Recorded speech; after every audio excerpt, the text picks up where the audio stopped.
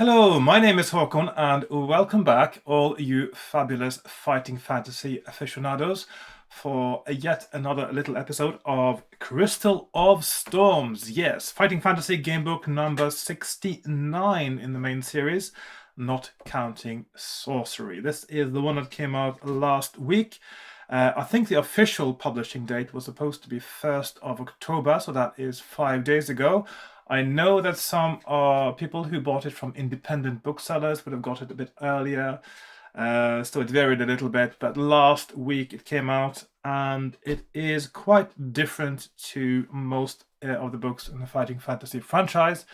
It is, if you see the cover, you might be forgiven for thinking it's supposed to appeal to a younger audience, perhaps younger girls, and that is exactly what it is.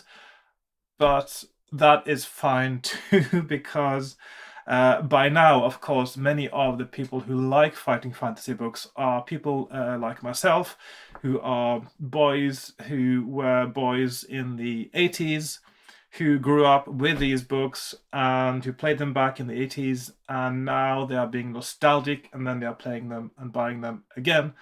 And such as it's quite a thriving collector's market now. The last few years, the prices of the originals have really gone through the roof. That is to say, they haven't really gone through the roof yet, but they're definitely getting closer and closer to the roof. And there seems to be lots of other people publishing game books these days, whether it's in the style of fighting fantasy or other genres. So there's lots of things happening with game books these days, and I hope that Fighting Fantasy, well, if they do actually manage to attract a new audience with this book as a sort of an entry-level book, you might say, that's not a bad thing. And then, of course, if they do publish more titles, hopefully there'll be a little bit more variety in terms of style and structure as well. The way this is structured, it feels a little bit like it's almost like an open world in 3 parts, where you can go almost everywhere in the first part, and then you can go almost everywhere in the second part, and then presumably also in the third part. Which means that also by the time you finish the book, you would have read most of it, and also you would have seen so much of it that perhaps it doesn't have the same kind of replayability value that you might find in other fighting fantasy titles.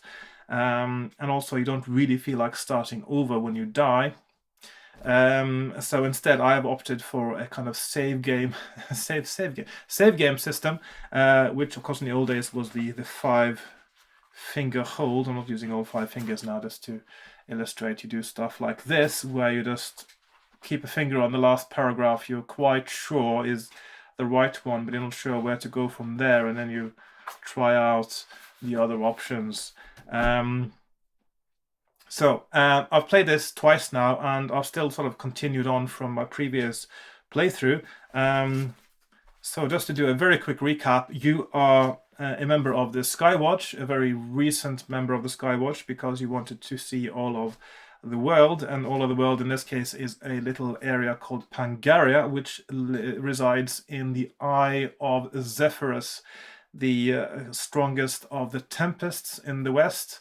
Out in the middle of the sea, which means that the world of Pangaria is very much closed off from the mainland of Titan, so the area of Elancia, where you have Port Blacksand, etc.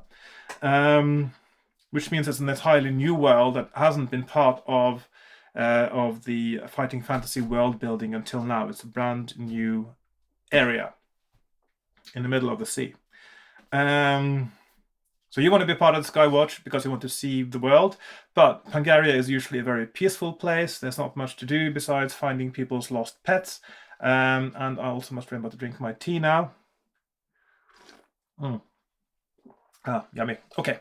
But then all of the watch is called to the Citadel on the main island of... hang on. Nimbus. Yes, that's the one. Nimbus. But something happens. You have been sent back, by the way, by the commanding officer to pick up something, And so you are not there when disaster strikes, and basically the whole of the floating island, and by floating I mean it floats in the air, due to a special kind of combination of magic and technology known as technomancy, which is done by goblins. It floats in the air, but there's an explosion, and the whole island, main island of Nimbus, sinks down into the sea.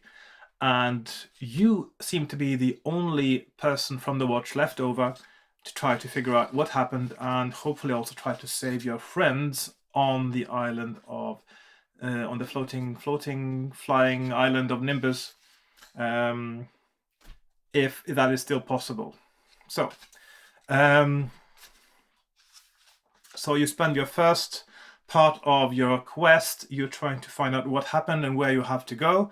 And then the second part of the quest, you have to find some items so you can keep going.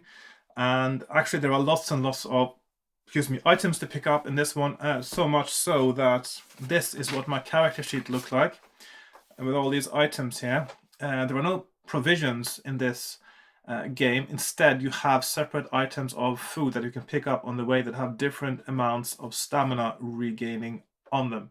So I've tidied that up now, so this is what it looks like now. These are my weapons. I picked up weapons and armor, and then there are potions, there's some other things, and there's my food here. That's what I've got left. I've eaten quite a bit of it.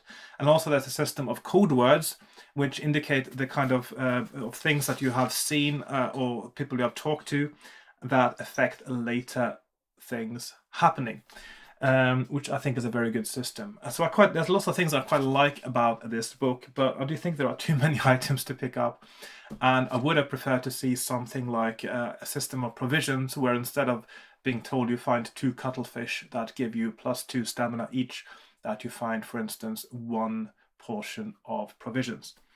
Anyway, so let's get started. As we get started, we find ourselves at the point where we are going into the sea. We have just helped a goblin repair a bathysphere, which is basically a spherical submersible that can dive into the sea, and that you will use to find the Nimbus, I suppose. Find Nimbus, not the Nimbus, even though it says that all over the book. The island in Nimbus, so it's not a ship or a submarine or anything, it's Nimbus, not the Nimbus. I might go on about that later. And last time I did a save game point as I was going into the water, and I didn't last very long. I was eaten more or less or killed by a fish. Now, in the bathysphere has got its own skill and stamina that is based on yours, or the skill is based on yours. So it's got a skill of 10 and stamina of 20. I also got 8 luck points left. I got 7 gold pieces, and I'm fighting with some weapons that give me +1 skill. And also I have a helmet that gives me +1 skill, +1 initial skill actually. So technically my initial skill is now 12, which means that, hang on, just double checking now, because that means the bathysphere maybe should have had 11 skill now. If I can find that. Okay, let's see, 54.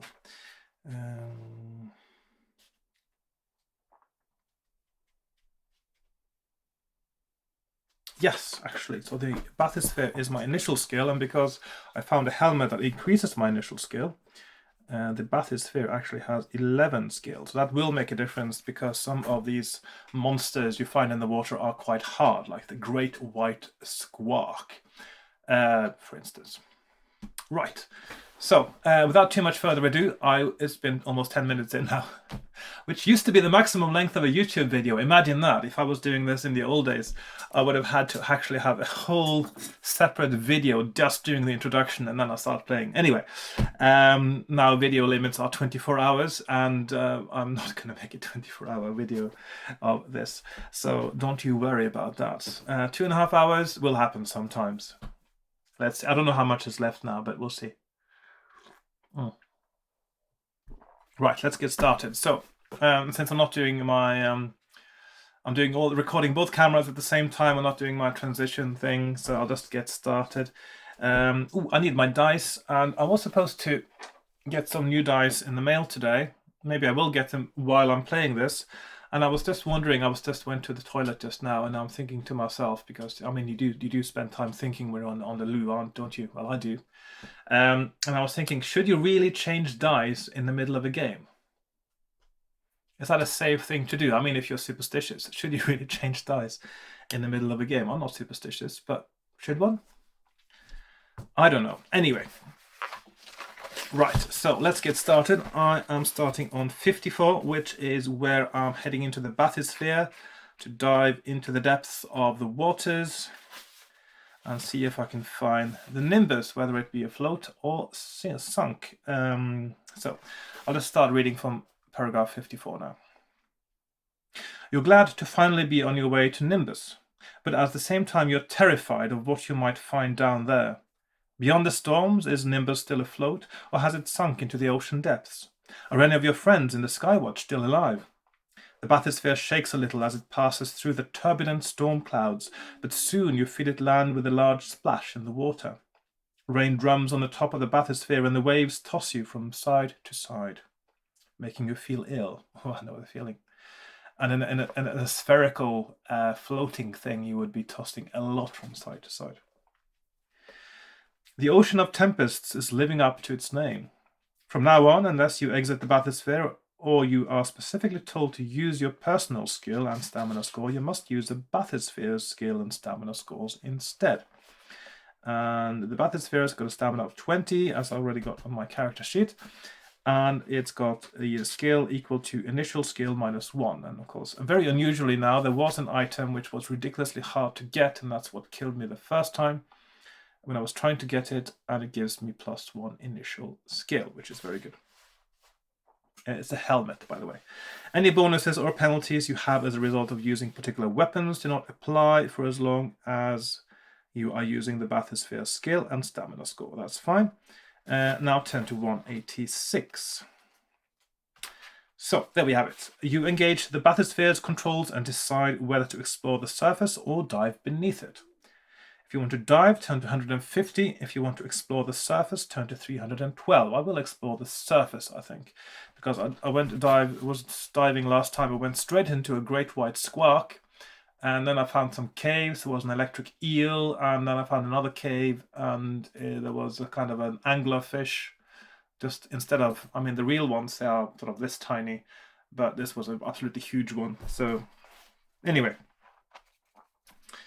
So I'm going to explore the surface and then go to 312. Oh, it seems I meet the great white squark regardless. You direct the barnacle forwards through the storm-tossed water, searching for any evidence of the Nimbus. Of Nimbus. I'm going to just remove the these when I remember them. The waves toss you about and you can't help but vomit into the copper bucket that Matix helpfully provided. Lose 1 stamina point. Oh, can't blame her. After that, you start to feel a little better. Well, that's not how seasickness works, but if you say so. The thing about seasickness is when you throw up and it's still you're still tossing about, you just want to throw up again, a little bit later, and again, and again. And at some point, you don't have anything else to throw up. And that's the most uncomfortable bit. So, yeah. Anyway, you see a small light object on a wave ahead of you. You get closer and realize that it's a goblin-made pie. Oh, yeah. There was the goblin had lost. I mean, the one with the barnacle, with the bathysphere. She had lost her pie over the cliff edge, and that seemed to be the worst thing, actually. You wonder what kind of pastry the goblins use, because their snacks are certainly durable. And that's one for the Great British Bake Off, isn't it? Today, Paul and Prue would please like you to make a goblin pie. You can use any pastry you like as long as it's durable. And then you have a test where you drop them into seawater and see how long it takes before they dissolve. Suddenly, a tentacle reaches up and snatches the pie. A great monster rises from the water and makes for the bathysphere, with the head and upper body of a monstrous shark and the tentacle-covered lower body of a giant squid. This is the great white squark, and it wants you as its next meal. Taking a firm hold of the barnacle's controls, you prepare to battle the sea monster using the craft's mechanical claws. By the way, the picture for the squark is on the other reference. I'll just show you that now. It's quite an interesting looking creature there. Great white squark. Okay. So we have to, inevitably we have to meet the great white squark regardless of whether we go to the surface or we dive right away. So we have a battle, and I have skill 11, stamina 20. That is the bathysphere, and the great white squark has 9, 10. So I've got a 2-point skill advantage. Let's roll. Squark rolls 6, I roll 9, so it's down to, I didn't make any room for losing hit points there, did I? 5, 9, down to 6, 6, 6, down to 4, 6, 3, and that is hitting the bathysphere, which I can't repair, of course. Can't exactly use a potion on it, can I?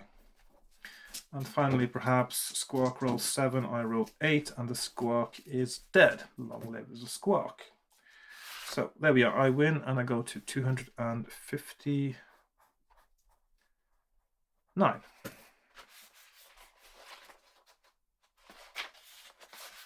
And I'll take a little victory sip of tea.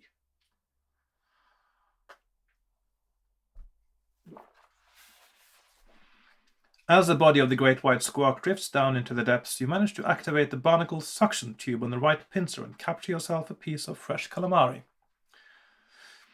Right, so I've also got a calamari, which restores 3 stamina. Okay. You feel the water vibrate around you. You brace yourself, but nothing appears, and eventually the vibrations cease. If you want to continue exploring the surface, turn to 120. If you want to dive below, turn to 203. So we've got dive 203, surface 120, 20, surface or dive. I'm going to explore the surface a bit more now that I'm used to the waves. You press on through the storm, hoping that you will find the Nimbus in the middle of it somewhere. Suddenly you hear singing coming from somewhere outside the bathysphere. It's beautiful. You also spy what looks like a stranded boat bobbing up and down in the waves. If you want to follow the sound of the singing, turn to 93. Sirens, maybe? If you want to investigate the stranded boat, turn to 215. If you want to dive below, turn to 203. So, singing, 93, singing. I'm sure there are sirens, and so following them would mean certain death. 215, stranded boat. So I'm going to check out the stranded boat, I think. It's stranded.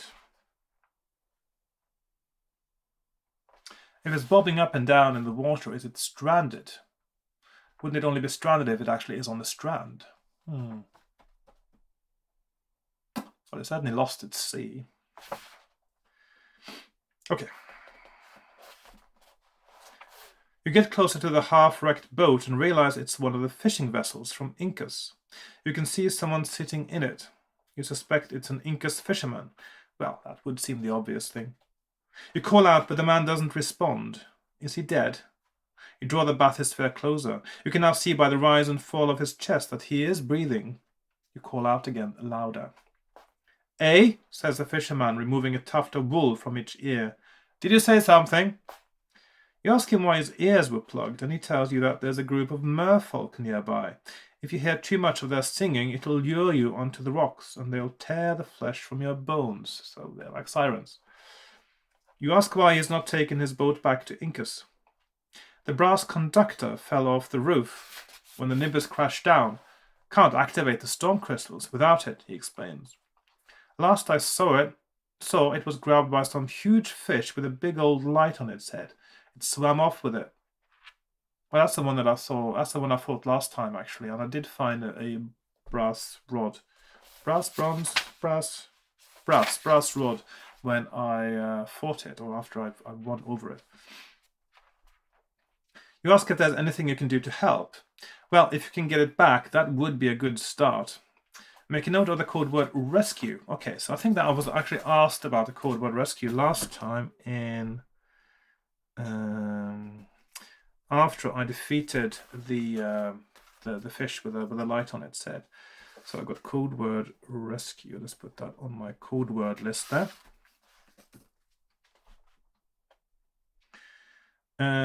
If you agree to help and take the barnacle down in search of the conductor rod, turn to 22. If you refuse politely, saying that your priority has to be finding the Nimbus, or finding Nimbus, turn to 349. So I think I'll go and look for this conductor rod. I'm not sure if that is an optional quest. Is it a side quest? Could be. It could be essential too. 22. Rod or 349. Nimbus. So 22, which probably should lead me to the same place I was before. You tell the fisherman that you'll do what you can to help him. With that, you guide the bathysphere beneath the waves. Turn to 203. Okay, so now we're back to 203. Well, not back to, we're going to 203, which has been an option now in 3 different paragraphs.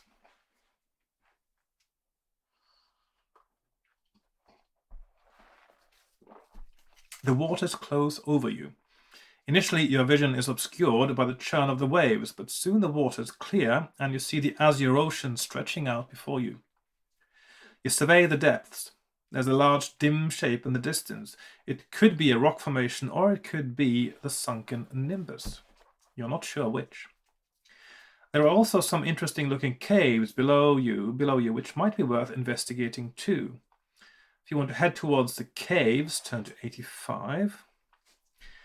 If you want to continue towards the dim shape in the distance, turn to 191. So now I know, of course, that I can get the rod in the caves. So 191, I already got that on my map, of course. Or 85, which is to the caves. Let's put FF69 on the there. So I'll go to the cave so I can get that rod for this guy. Right. So you direct the barnacle towards the caves. Fish, coral, and other aquatic life forms of every color imaginable drift around you, busy with their own affairs and seemingly unperturbed by you and your squat little craft.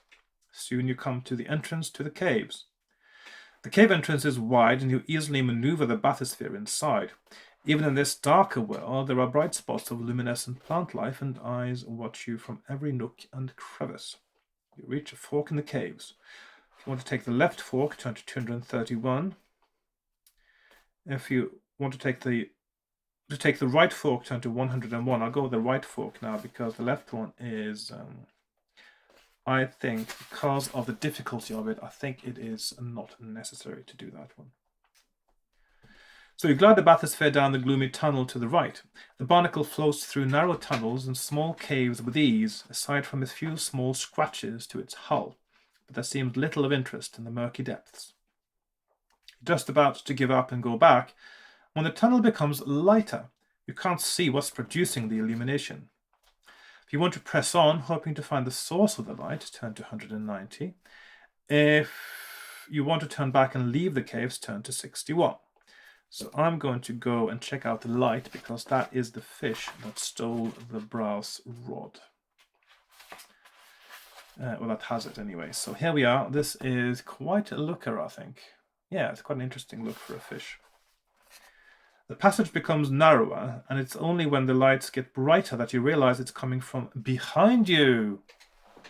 Yes, it's coming from behind me. There's no panto this year, so I suppose that's the closest we can get. Right behind you. This thought is punctuated by a screeching sound as something scrapes against the barnacle's metal hull, and the craft spins forward out of control, tumbling you around. Deduct 2 stamina points from the barnacle and 2 from your personal stamina scores. So 15, and the barnacle is down to 18. Oh, sorry, down to 16. It was down to 18 after the squawk battle. Once the barnacle is righted again, you speed forward into a larger cave that is only partly submerged. You turn the bathysphere round and face what's behind you. It's an enormous wraithfish, an abyssal horror, with a mouth full of needle-sharp teeth and an appendage like a fishing rod coming from atop its head, which emits a blinding light.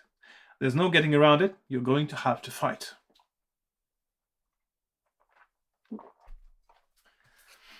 When you have reduced the wraithfish stamina score to 6 points or fewer, it will knock the barnacle up onto a ledge, etc. So I'll get to that when I get to that. First of all, I am now at 11-16. The wraithfish is 9-12, so quite a formidable foe. So 2-point skill advantage. He rolls a 12. I roll a 5. That's not an auspicious start at all, is it? He rolls 8. I roll 12. Okay, that is better. 3, 8, down to 8, 10, 11, so he's down to 6. And then it knocks the barnacle up onto a ledge, and the barnacle won't have the maneuverability it does in the water, and he will have to reduce its skill score by 2 points until it can get back in the water again. So that means that now, right now, I'm at 9 skill and 14, and my opponent has 9-6. So this is actually a really, really tough battle. So no advantage. 10 versus 7. I'm down to 12. 5 versus 8. 4. 6 versus 9. 2.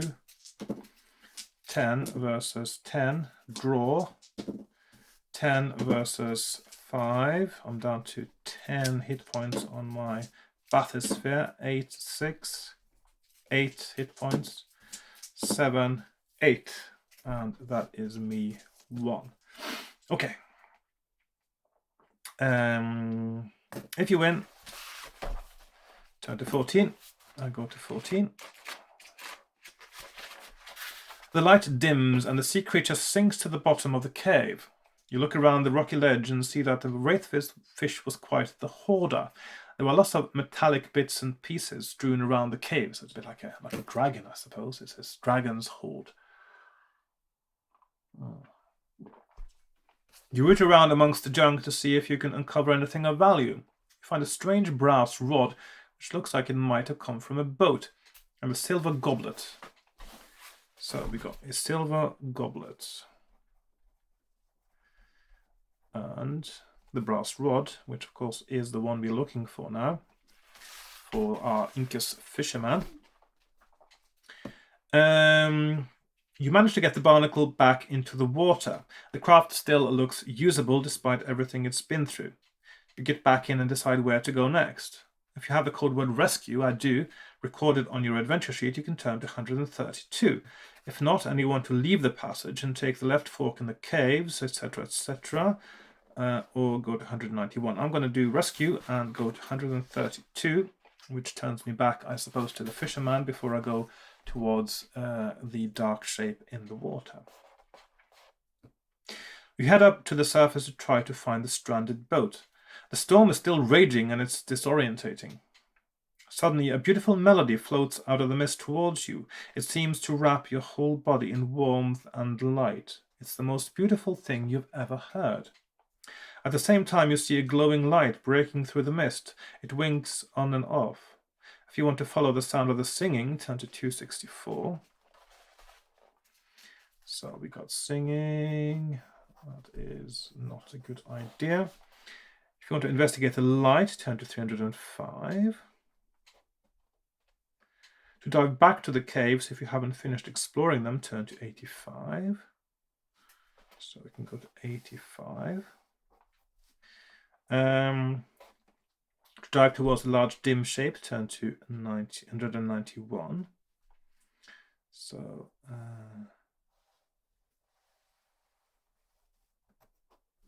So basically, it's 264 singing, 305 light. So for this to make sense, the only thing that is the correct option has to be going towards the light, surely. So 305. I'll save my game anyway.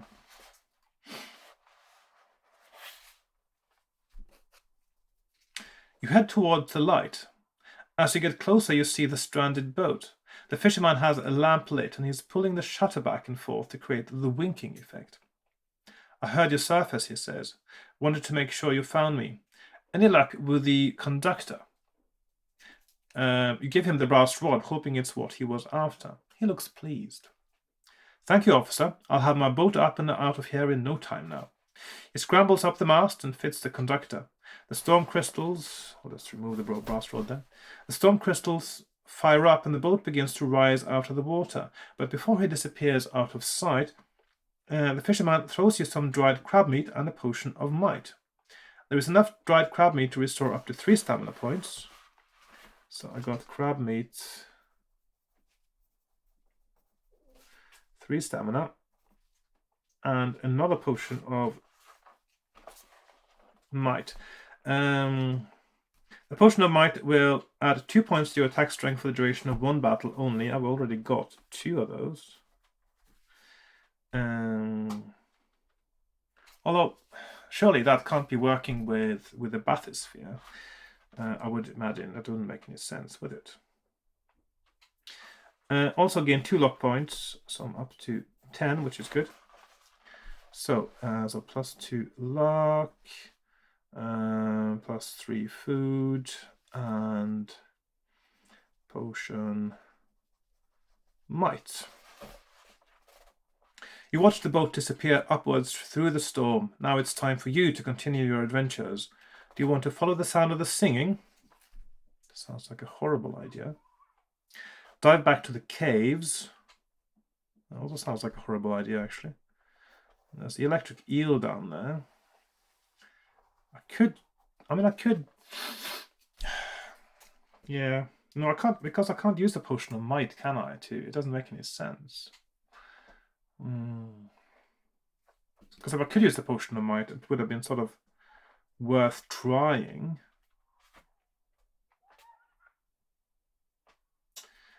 Or dive towards the large dim shape. Now, because of the way this is now, there's no way I'm going to attack that electric eel, I think. I'll just double check now to see if it actually makes any sense to try.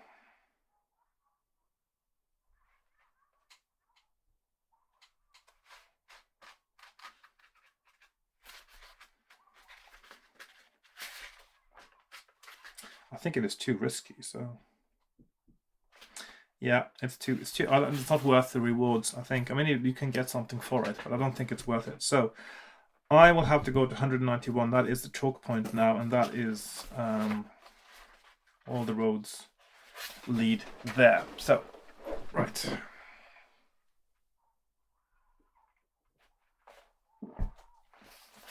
You direct the barnacle towards the dim shape in the distance. As you get closer, the shape gets bigger, and you can make out a familiar fortification. To your horror, you realize that you're looking at the Nimbus Citadel. It looks so strange to see it underwater, with fish gliding through its gardens. You hope that maybe there are people still alive down there, maybe trapped inside, in no doubt rapidly diminishing air pockets. A strange object catches your eye. You move closer and realize it's a large air bubble with a figure inside, which barely seems credible. If you have the code word bubble on your adventure sheet, you can turn to 112. I do have the code word bubble. So let's see. I think I need to move my 191 a little bit up here. So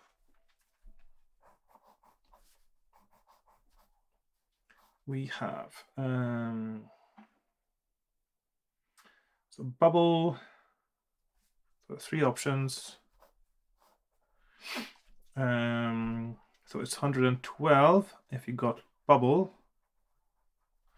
It's 37 investigate, or ignore the bubble, number 3, and go towards Nimbus. So I got code word bubble, so I will got bubble here. I will check out the bubble. You move your bathysphere closer to the bubble and see that Methodus is inside it. Ah, you're still alive, he grins. You realize that Matix's amplification device is allowing you to hear him perfectly, even inside the bathysphere. I hoped you would be. I came to give you this. I thought it might come in handy. Methodus waves his hand and creates a small bubble in which floats a potion of power. He pushes the little bubble through the walls of his own and floats it across. He pushes the little bubble through the walls of his own bubble, and floats it across to the barnacle where you can capture it. Add the potion of power to your adventure sheet. There's a lot of potions now. So potion of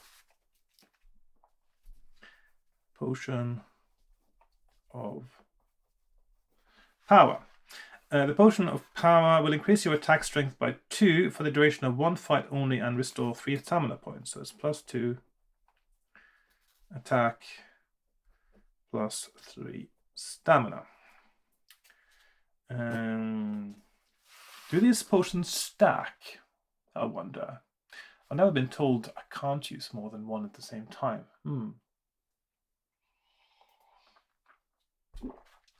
Let's just have a quick look what it says about potions. I don't think it says anything about potions, actually.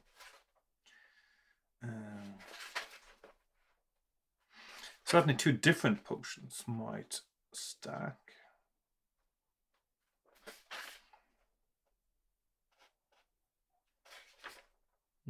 Doesn't say anything about it. I'll have a look when I get to a position where it might actually be an option that seems feasible.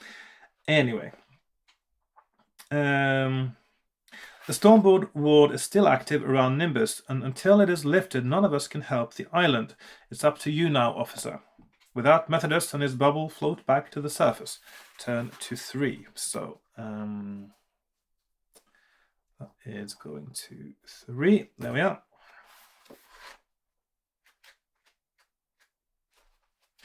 You glide the barnacle down to the outskirts of Nimbus. The flowers and gardens look like exotic coral reefs. As you are trying to remember how to get to the main entrance of the citadel, you spot another brass sphere. It's another bathysphere, only this one is stuck in the trees and has a great gash in its side. It must be the Barracuda, the sphere that never returned when Nimbus crashed. If you want to investigate the other bathysphere, turn to 393. If you want to continue to the citadel, turn to 290. So,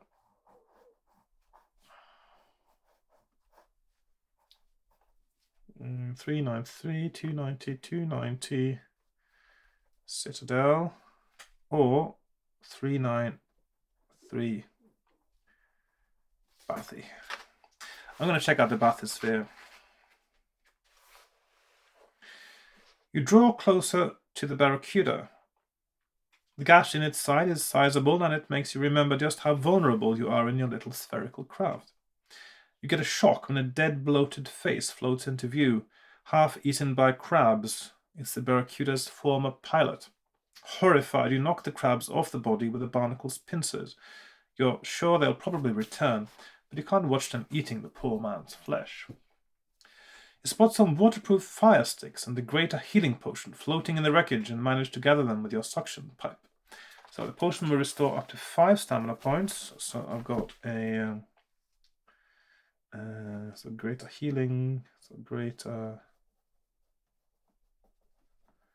healing potion, that's +5, and waterproof fire sticks. So waterproof fire sticks, whatever they are and whatever they do, I've got those. I think I need to restore 3 stamina points. By the way, I need to eat something, so I'm gonna go with what am I having today? Calamari. I think I'll go with calamari. What's on the menu today? You get a choice now. You can't just have, oh, I'll just have a provision. No, no, no. You have to select from a menu of things what you want to eat. So that is, let's see. Potion +5 and food. No, fire sticks. Fire sticks. Right. Now there's nothing for it but to make your way to the Citadel. So the linearity continues, and we are on our way to 290. You navigate to the main Citadel door. You're just gliding the bathysphere up the steps when you feel vibrations so strong that they push you back down.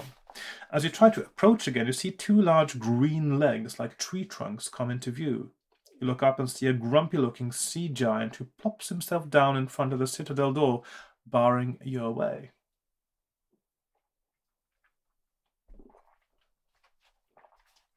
It could have been a lot worse. Sea giants have had a largely neutral relationship with the Pangarians for many generations. They've even been known to trade with the fishermen. Still, they can be unpredictable and aggressive, so you approach with care. What do you walk me up with your crashing about? He bellows when he sees you.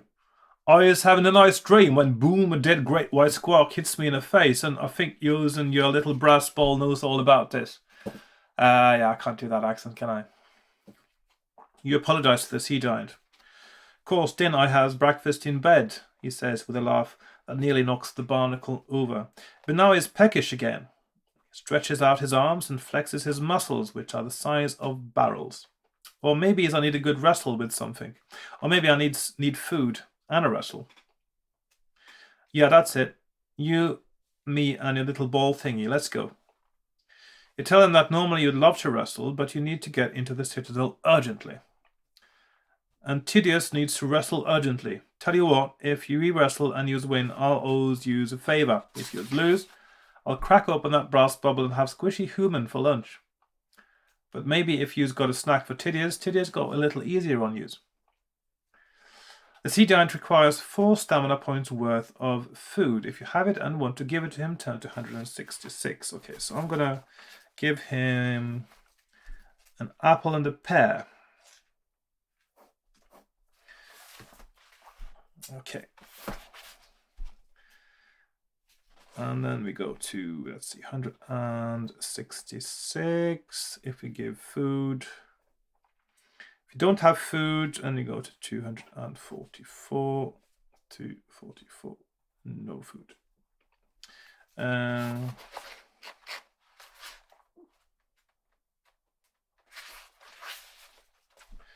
You give Tydeus 4 stamina points worth of food. Cross this off your adventure sheet. The giant wolfs the food down in one gulp, slaps his hands together and prepares to wrestle you. As Tydeus is a little more satisfied, he will give up when you reduce his stamina score to 10 or fewer. When this happens, turn to 267 at once. Okay, so that's 267, and so 9, 18, 10. Right.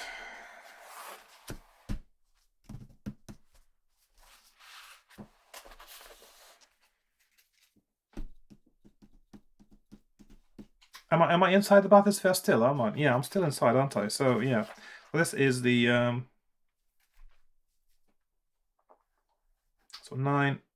No, let's do me first. So I got 11, 16, and he has got 9, 10. I put 10 because that's how. No, hang on, 8. I need to reduce it by 8 to get to the next bit. So I'm putting 9, 8 there.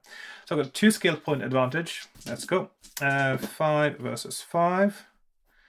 It's down to 6. 6 versus 9. He's down to 4. 9 versus 6. I'm down to 14.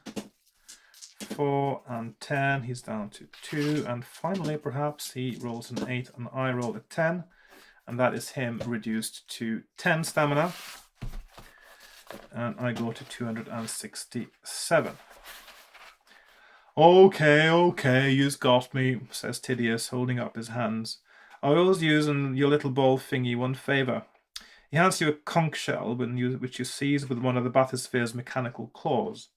Blows on this when you needs Tydeus. Did you notice a spelling mistake in Tydeus's lines in there? Not in this one, but in the previous paragraph? Yes. One time he said need instead of needs. Sloppy proofreading. Yeah, well, you could easily miss that, couldn't you? Right. So, I've got a conch. Or a conch. Both correct pronunciations, by the way, in case you wanted. Conch or conch. I suppose an American is more likely to say conch and a British person more likely to say conch, I think. I'm not 100% sure, though. Anyway, conch.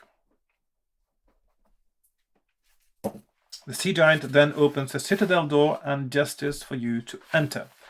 I was going to take a nap and be nice and ready for my next fight. He plonks himself down next to the door and soon starts snoring loudly. It sounds like a cross between whale song and a localized underwater explosion. That is that's a brilliant way to describe a sound. It sounds like a cross between whale song and a localized underwater explosion. Ah, beautiful. That's poetry. Oh. In between being buffeted about by the currents produced by his snores, you manage to enter the citadel. Turn to 377. 377. Probably a new save game point now. You guide the barnacle down the flooded main corridor. Every now and then you see bodies float past. You can't let yourself look in case you recognize anyone. That would be too much to handle right now, and you have a job to do. The water level starts to drop, and you realize you're entering a large air bubble. The barnacle floats halfway out of the water for a little while before you enter an antechamber and see some more steps and a fully flooded tunnel to your right. To pull the barnacle up next to the steps, turn to 252. To explore the flooded right-hand corridor, turn to 344. So we have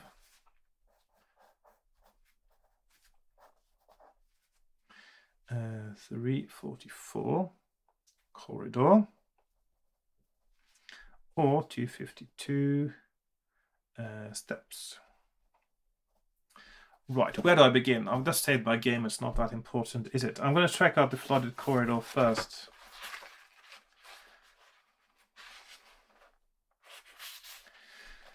You take the barnacle down the right-hand passage, which is still completely flooded, and there are fewer bodies here, but then you realize that the ones that are still around are horribly savaged and have been torn to shreds. You urge the barnacle ahead with caution. Suddenly there's a loud clang, and the bathysphere is sent spinning through the water. Thinking that you may have hit something, you steady the craft before turning around to see that something has hit you instead. The trident of an angry shark-kin. Deduct 2 points from the bathysphere's stamina. This fearful creature has the head and lifeless... Hang on. It's already 14, so actually now it's 12. 12, yes, 12 is correct. This fearful creature has the head and lifeless black eyes of a shark with a dorsal fin in its back, but humanoid legs and savage claw-like hands. If the shark-kin gets a successful strike, then he will send the bathysphere spinning off with a swish of his trident. The next attack round, you must reduce your attack strength by 1 point due to the disorientation you are feeling. Right. So, we have 11, 12. Shark has 9, 9, and a special attack as well. Let's see, just put it down here. So 9, 9, and an asterisk for special. So, he rolls 4, I rolled a 3, so that is me hitting him. 10, 6, he hits me. Next round, I've only got 10 skill. 7, 9, I hit him. 3, 11, I hit him again. 5, 6. It's down to 1 hit point. And finally he rolls a 12. I roll an 8, which means I'm down to 8. And the next round I only got 10 skill. He rolls a 5 and I roll a 4, which is a draw.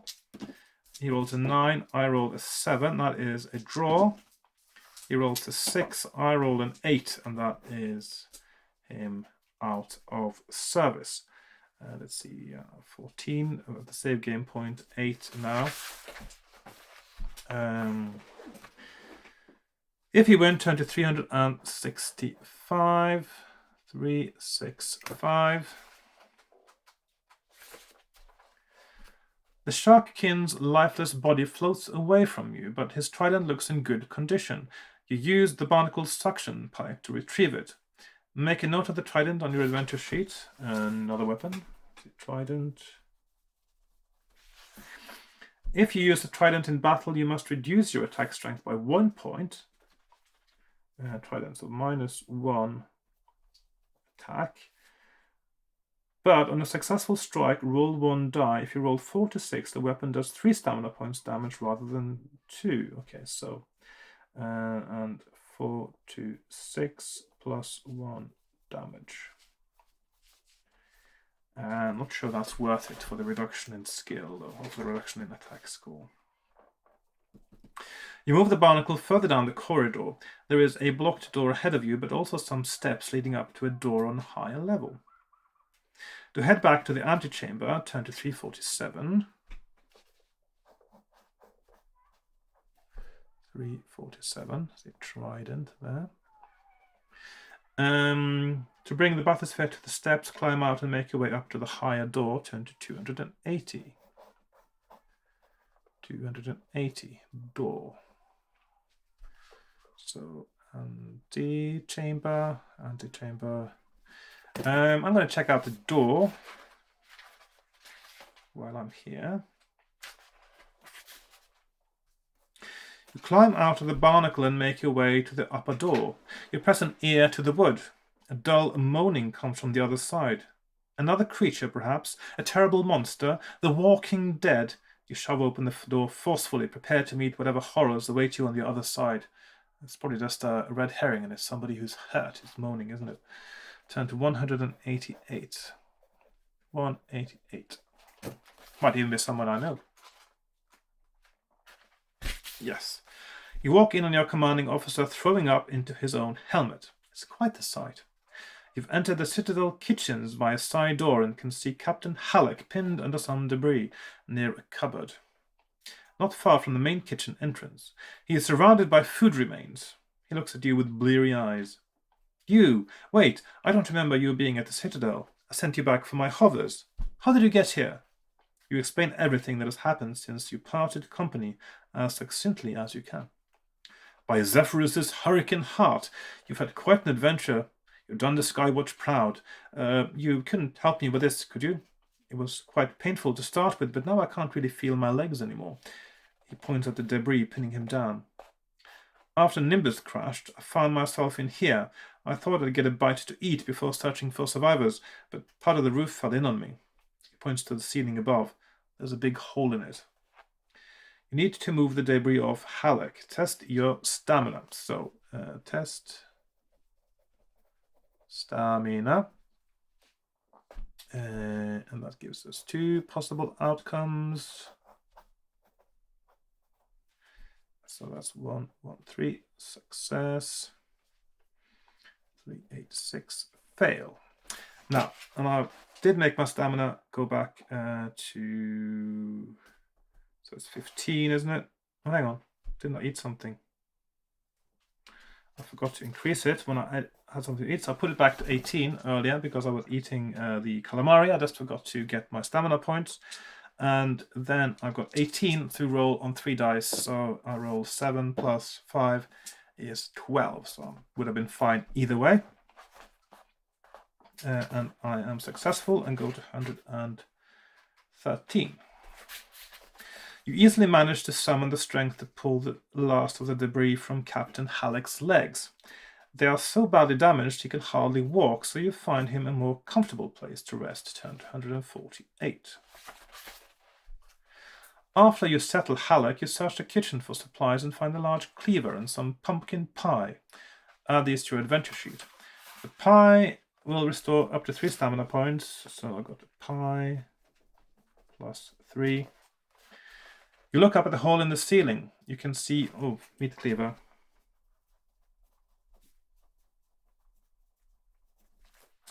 You look up at the ceiling, at the hole in the ceiling. You can see various tables and pieces of equipment through it. The room appears to be a workshop. You ask Halleck what was kept in the room above. That was Engineer Krasik's private workshop. Most of Pangaria's prototype technomancy was made there. If you want to climb up to the room above, turn to 212. If you want to go back to the bathysphere, turn to 152. If you want to leave via the main door, turn to 378. So I've got 3 options now. I think I'll put them this direction here. So we have 152, Bathy, 212, above, or 378 main door. I want to have a look at the room above. You climb as high as you can in the kitchen and attempt a jump to the hole in the ceiling. Test your skill. Okay, so my skill is 11.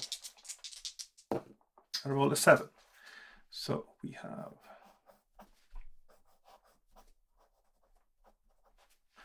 let's see, 360. Success. 159. Fail. You successfully make the jump and easily pull yourself up into the room above. Turn to 313. 313.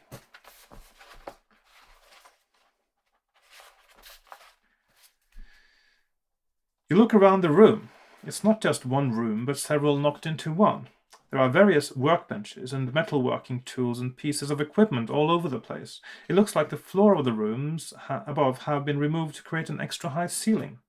Nearby are metal frames and ladders, suggesting that something very big was being worked on in here. There's also what looks like a large central platform, and from the lever nearby, it looks like it could have been raised and lowered. You start scavenging. You find a black candle.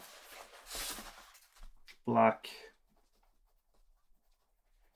candle. Very good for summoning demons and things. A potion of proficiency. Potion of proficiency. When you drink the potion, you may ignore any penalties you suffer from using your weapon of choice and add 2 points to your attack strength for the duration of 1 battle only. Okay. Huh. So that means these penalties, the -1 minuses to attack, can be ignored. Interesting.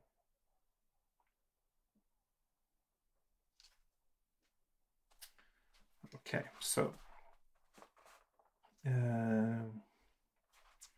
+2 attack, ignore penalties.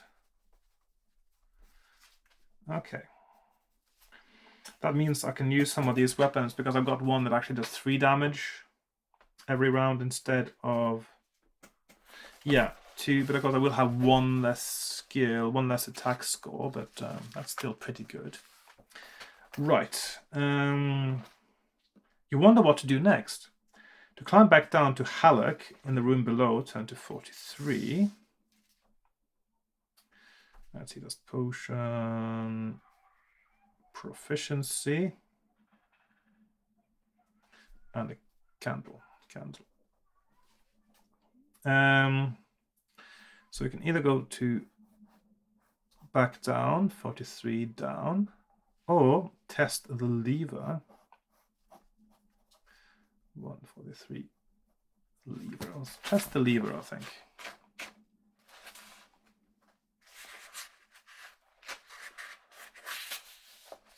You try the lever. Nothing happens. It's been disengaged. You wonder what's happened to whatever was in this room. Turn to 43.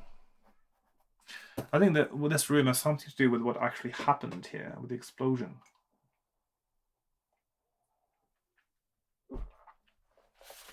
That's what I think. You return to Halleck in the room below. You don't want to alarm him, so you make sure he's comfortable and tell him you're going to continue searching the citadel.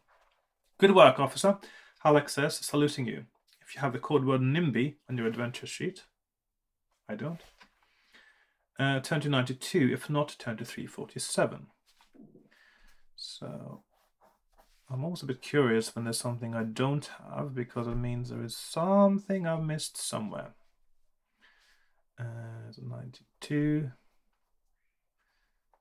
NIMBY, and 347. Not.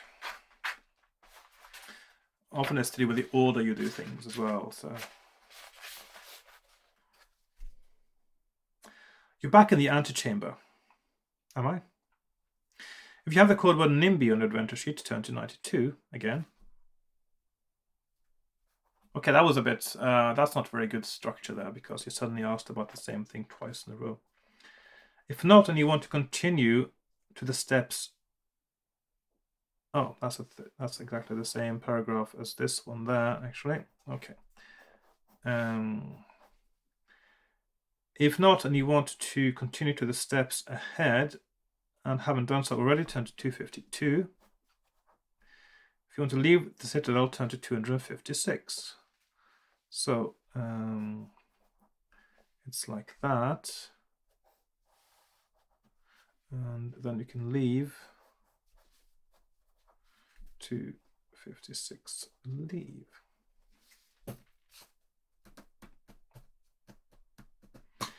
Is leaving a good option? Does it mean that maybe I should leave until I find the code word NIMBY? That sounds a bit strange as well, doesn't it? But it's certainly a possibility that there is something else I need to find before I can do anything else here. Okay, so I'm saving my game as usual. I'm trying, and then I'm going to try to leave and see if that gives me anything interesting. You leave the citadel in the bathysphere. If you haven't explored the caves yet, turn to 85. So we can go to 85. To explore the seabed, that's a new one, turn to 394. 394, seabed.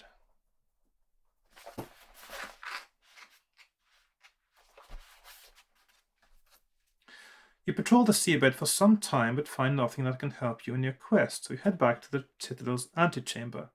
However, the air in the bathysphere is starting to run out, and you begin to feel lightheaded. Reduce your skill score by 1 point. So I'm now down to 10 and 11 because I'm using a weapon now. Okay. -1 skill. And then I'm back in 347. Huh.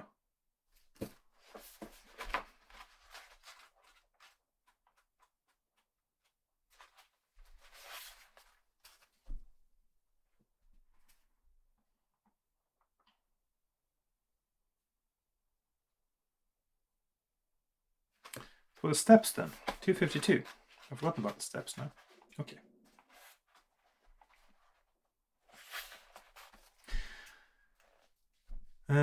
So that means the seabed thing is just a red herring. Let's see. You pull the barnacle up to the steps and clamber out. You must now rely wholly on your own skill and stamina score for as long as you remain out of the bathysphere. The air pocket encompasses a large section of the nimbus. You're not sure how long the oxygen will last, but at least the place isn't completely flooded. Hey you, help us, please.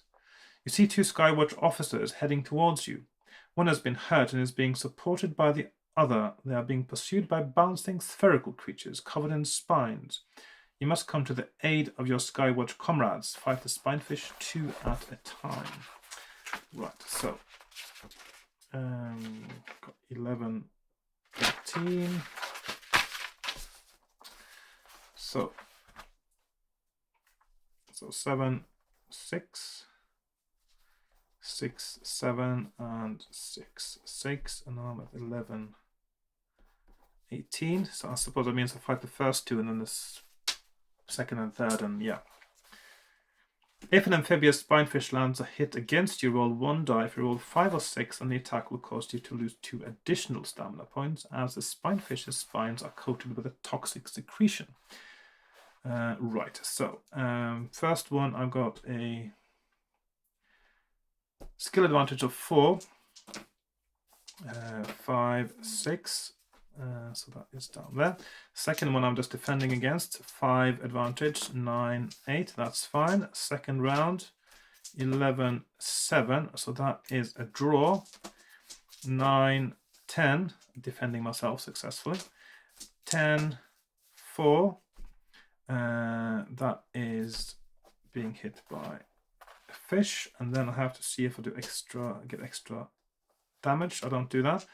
Next round, 7, 9, down to 2, defending myself. 8, 7. Next round, 5, 11, dead, defending myself. 7, 5, and then it's these two at the bottom there. Advantage 5, 9, 6, down to 5, defending myself. 7, 7. Next round, 6, 6, down to 3, defending myself. 11, 6. Yes, that is a successful defense. 12, 10. 8, 10. 8, 7. The first fish, or second fish rather, is dead. 9, 9, defending myself, and then it's the last fish left, and it's 8, 10, 4, 2, and finally, hopefully, 4 and 2 again. So there we are. Got 16 stamina. Probably should eat something. I'll eat a cuttlefish, and I'm back to 18 stamina. Oh, that's the wrong way. This is the right way. Okay. That is so 7, 6, 6, 7, 6, 6, and asterisk, and I win and go to 283.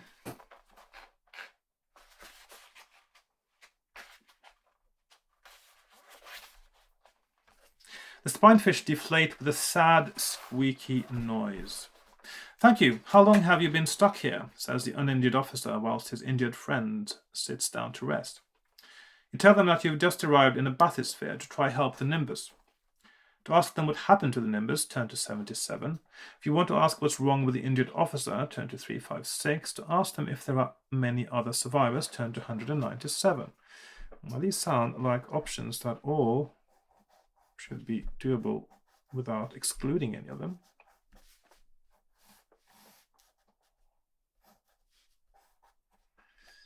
Let's do them like that. So 77, 356, or 197. So others, injury, or what happened? I'm going to ask what happened first.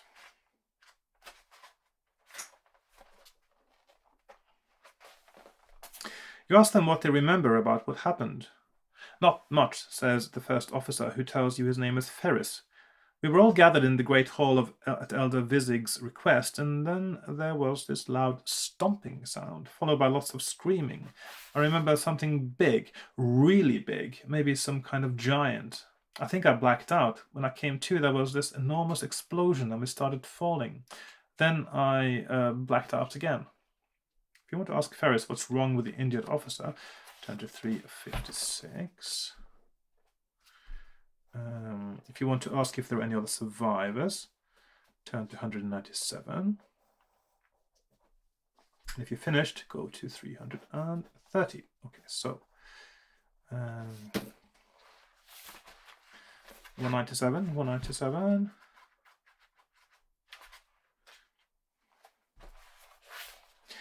I've heard other voices calling out, crying, but lots of the tunnels are flooded, so it's hard to reach anyone. There must be air pockets all over this place. Can't get back into the Great Hall neither. Door must be warded. If you want to ask what happened to the Nimbus, blah blah blah, turn to 77.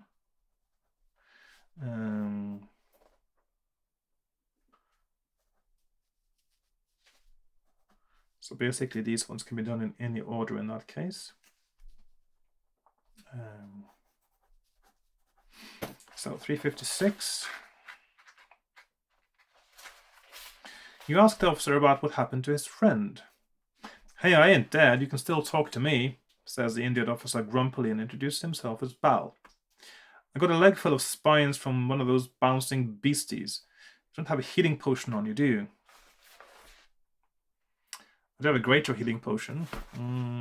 Yeah. If you have a healing potion on you and want to give it to Bal, turn to 107. If you want to ask about... Okay, so there's the... I'm going to give him the healing potion then and see if that brings me anywhere closer to a solution. Healing potion. You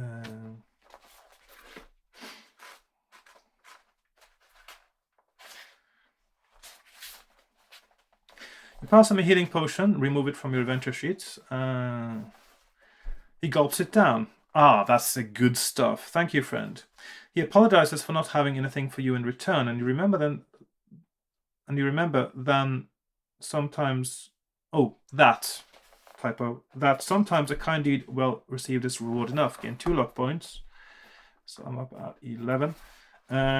If you want to ask them what happened to the Nimbus, turn to 77. Okay, so I get so plus 2 luck if needed.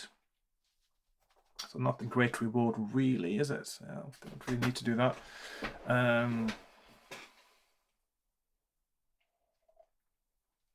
If I were to play this a second time, I would only do that if I needed the 2 luck points.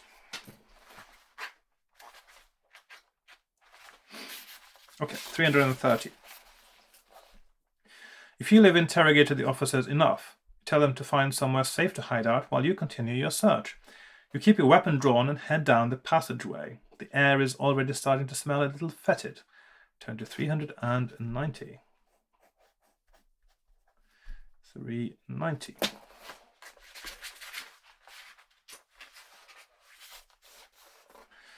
You arrive in an open area. It's the Nimbiferous Chamber, one of the central locations in the Citadel. Ahead is a large door that leads to the Great Hall. You peer down the hallway to the right. It is partially collapsed and flooded, but you think you should be able to wade through. You're pretty sure that the hallway to the left leads to the Citadel kitchens. Your stomach rumbles at the thought of food. Add the code word NIMBY to your adventure sheet.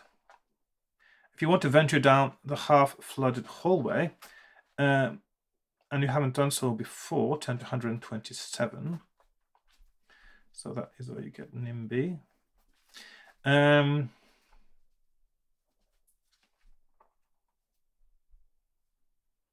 127. Okay. If your stomach has taken control and you want to see what's left in the kitchens, turn to 9. If you want to open the door to the Great Hall, turn to 369. So 3. Okay, let's put them up there. There seems to be possibilities of going in circles here too, actually. So 127. Hallway.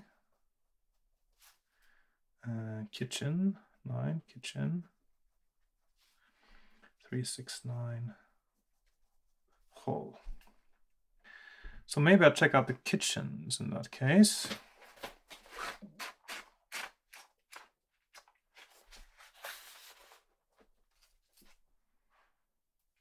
You head towards the kitchen. You listen at the big iron-studded door and hear a dull moaning coming from inside.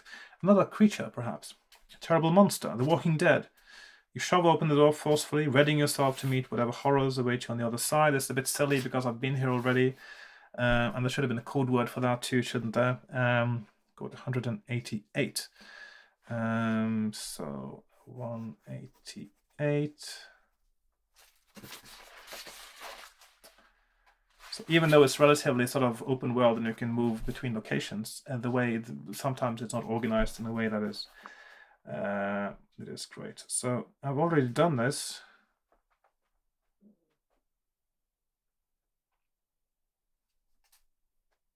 Oh, there it is. Okay, so this is actually exactly the same as this one over here. So I've already done that. I've already moved the thing, so I can just ignore that really. Which means that I can go straight to, I have to make up my own system now for just skipping things I've already done. Let's turn to 148.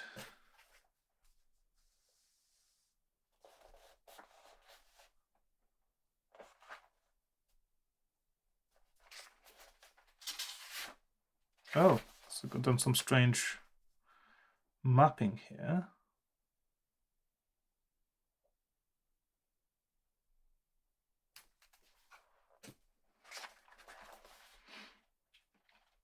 I put some things in the wrong place, I think, on the map.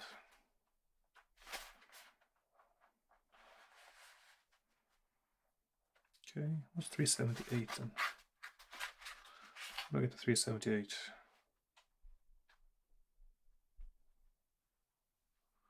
360. Ah, yeah, I think I see what I've done there.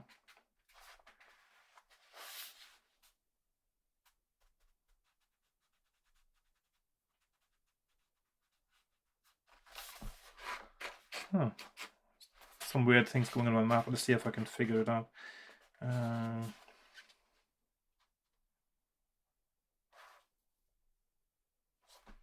These ones. Okay, so 113 you're supposed to go to 148. 148. You're not supposed to do these things. I've just written the wrong things on my. And then in 148, that's where you have the option of going there, there, or there.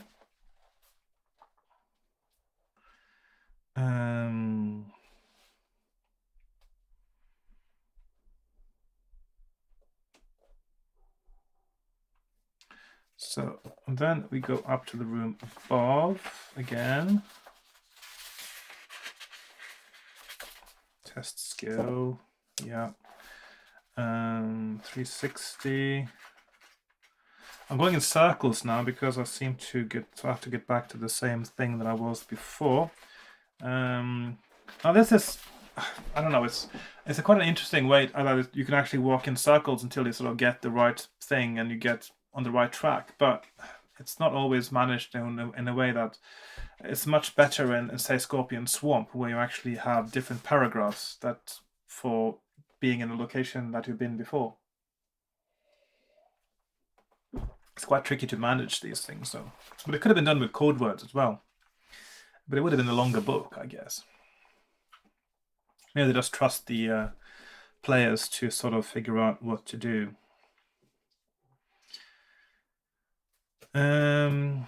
So what I'm going to do, I'm going back in, and this is where. So if you have the code word NIMBY on your adventure sheet, this is when I have NIMBY, and now I can go to 92, which is a different one. I couldn't do that earlier. So you arrive back in the Nimbiferous Chamber. Oh, hang on, that wasn't very useful, was it? So basically now I just went all around here just to get to the. So okay, so the code word was really just to establish whether you'd been somewhere before, and then, but only one other locations, whereas it didn't actually just completely ignore the rest of. That's a bit silly. Okay. Because now I'm just sent back to this location.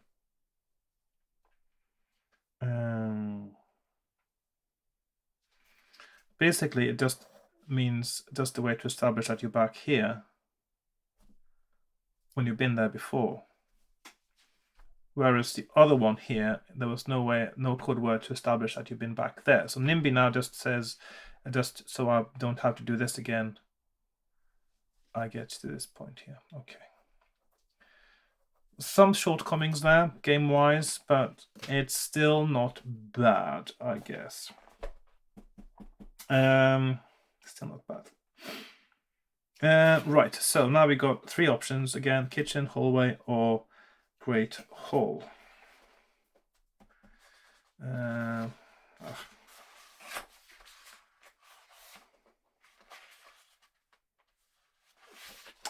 I should go to the great hall probably. That's probably where the action is now.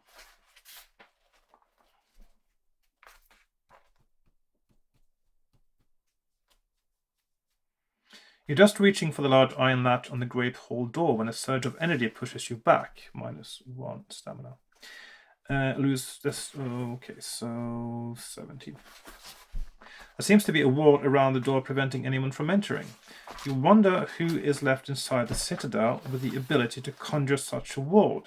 For now, this way is inaccessible. You weigh up your other options. So basically that means there's only one option left, again, because you're walking in circles until you've used all the possible options, basically. And this is how this is structured now. So it's down the hallway it is. The water looks murky, but you have no choice but to venture into it.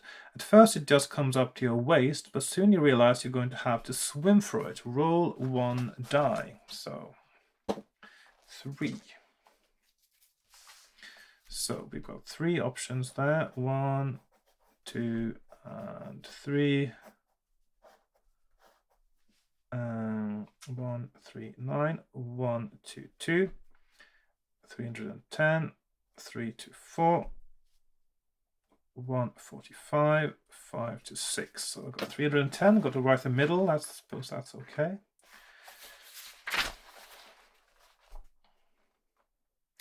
The cold water reminds you of what's waiting for the Nimbus if you fail in your task. A watery grave. The water ripples around you, but nothing disturbs your swim. Turn to 73.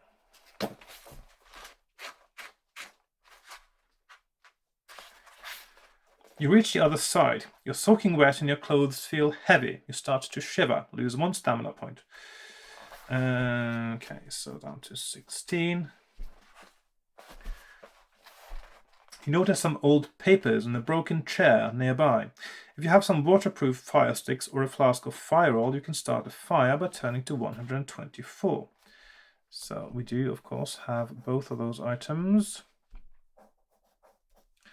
And so we have 124 fire or 288. No. So 124 fire. Let's start fire. You never thought you would find yourself lighting a fire in the depths of the ocean. The fire soon dries you off and you start to feel a little more like yourself. Regain up to 3 stamina points. So plus 3 stamina. I like how they say up to now. Just to make it a bit clearer that you don't go above the initial, I guess. Once you are dry, you carefully put out the fire and continue with your exploration. Go to 288. So it's nice you can get some stamina back there. So now it's a bit like a dungeon crawl, isn't it? The corridor ahead seems familiar, and you remember it's one of the leads to the Citadel. It's one that leads to the Citadel library. Maybe there are more survivors in there. I think I'll change my page now.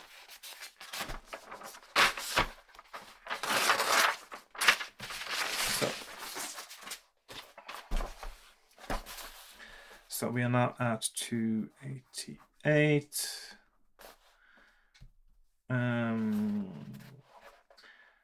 Right, so the corridor slopes downwards towards the library door. There's a waist-high water around it. You're just about to open the door when you are knocked off your feet by a swishing tail. You scramble onto a bench. A dark shadow slices through the water. It's a huge saltwater crocodile. There's no way you're going to get into the library without dispatching this beast. If you want to fight it, turn to 398. If you want to run back to the Nimbiferous Chamber, turn to 48. 48, return. I suppose I just have to keep going now. There's nothing else. Because if I go back there, I'll just walk in circles again. So I want to fight it. I don't have an option. 398. I can probably use some potions or something now. You arm yourself with your weapon of choice and face the scaly beast. Okay, so I've got lots of potions and stuff. Now let's see if there's anything that makes sense to use. I'm not given an option of using a calming potion now. That's only an option early on in the game. Although that probably would have worked rather well.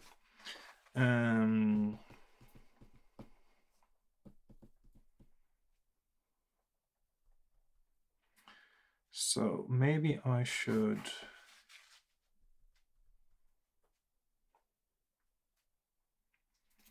use one of my potions of might. I can use one of my potions of might, actually. So I've got 2 more just to make it a little bit easier now. Should I save it? I've still got 9 points of stamina I can get back from eating. Yeah, I don't think I need to use the potion. So let's just fight the thing. 8.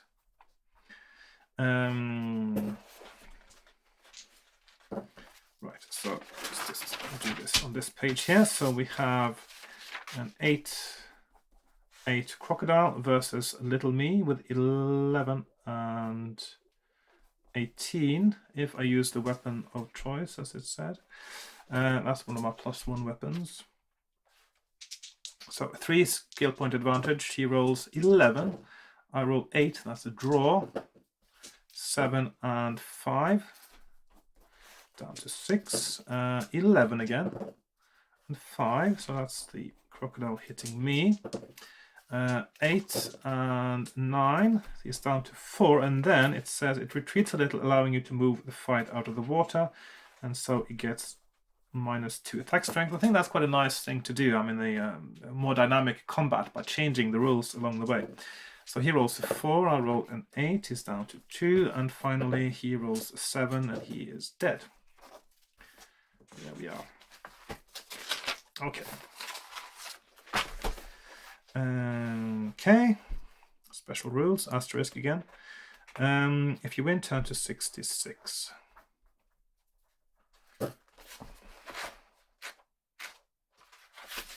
At your killing blow, the beast goes belly up.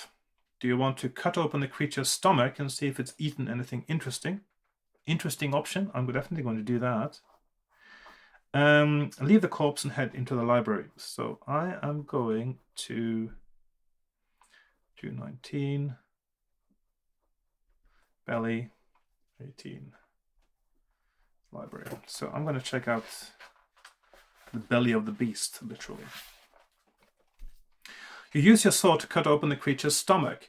You know such reptiles have a reputation for eating any old thing they find. You hold your nose and search through the stomach contents. Finding a potion of might and a copper ring. I just used no, I didn't use a potion of might. So I got 3 potions of might. And a copper ring. Copper ring. Okay. So then we go to 18, the library. The lower areas of the library are waist deep in water. Books float by in shoals. The upper levels are dry though, so you make your way there. You wade between the shelves. Suddenly you hear strange noises coming from, well, you don't quite know where. Noises, it sounds like chanting, with the occasional shuffling and banging sound. You follow the sound and it takes you to a section of bookshelf. The sound is coming from directly behind it. You check the bookshelf for handles, then you study the books carefully. You notice that there are 4 dotted across the shelves that have very similar spines. You decide to reach for one to see if it will help solve this conundrum. Okay, so now this is some kind of code, maybe. 1, 2, 3, 4. Now it is possible that you have to do them in a certain order, for instance.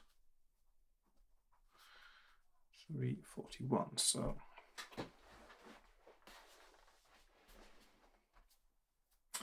there's Tooth and Claw, famous fights to the death. There is Winged Menaces, death from above. Sting and a Tail, a collection of unexpected endings. Denizens of the deep, aquatic beasts and how to kill them. If you don't want to pick up any other books, then there's nowhere else to explore in the library, so turn to 92 to return to the Nimbiferous Chamber. So that is also an option to go back to 92. Okay. Right.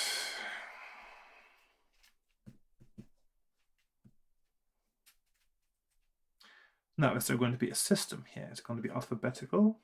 It's a library after all. Let's start with 341.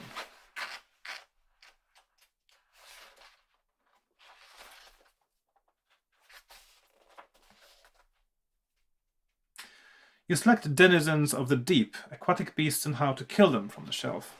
Water starts to pour from the pages and pool on the floor. So these are magical books. From the pool rises a large sea troll, confused, angry, and putting the blame for its sudden predicament squarely on you. It attacks. So 8 and 9. I suppose that's a nice way to do, if you pick the wrong book, you get a monster. Why not? And if you win, turn to 263. Okay, so 263. So 8, 9.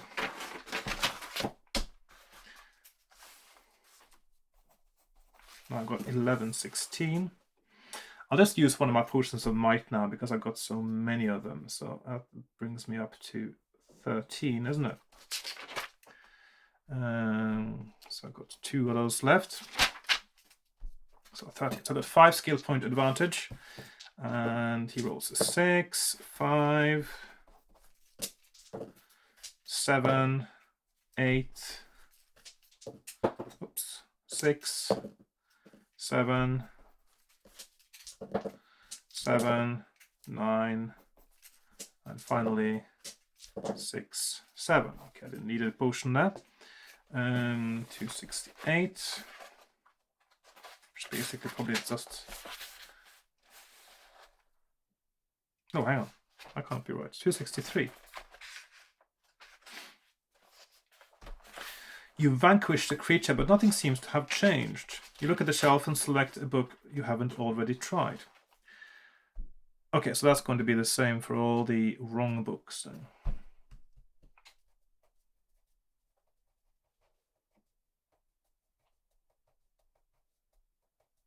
So denizens of the deep, that's a denizen from the deep. Sting in the tail, maybe that's a scorpion. Wing and menaces, death from above, something comes from above, tooth and claw, famous fights to the death. I don't know, they all sound like monsters, don't they? So maybe you have to fight something regardless, but one of them is actually a victory that turns to something else. Okay, let's go with the next one. I'll just do them in order then. 45, let's do the first one. Get it out of the way. Ooh, that's a nasty one. You gingerly take down Tooth and Claw, famous fights to the death. The book jumps out of your hand, the pages flipping back and forth. Claws come out of the page, followed by muscular, hairy arms. And then an entire claw beast emerges from the enchanted tomb, hungry for a fight. And if you win, go to 263 again. So 9, 14.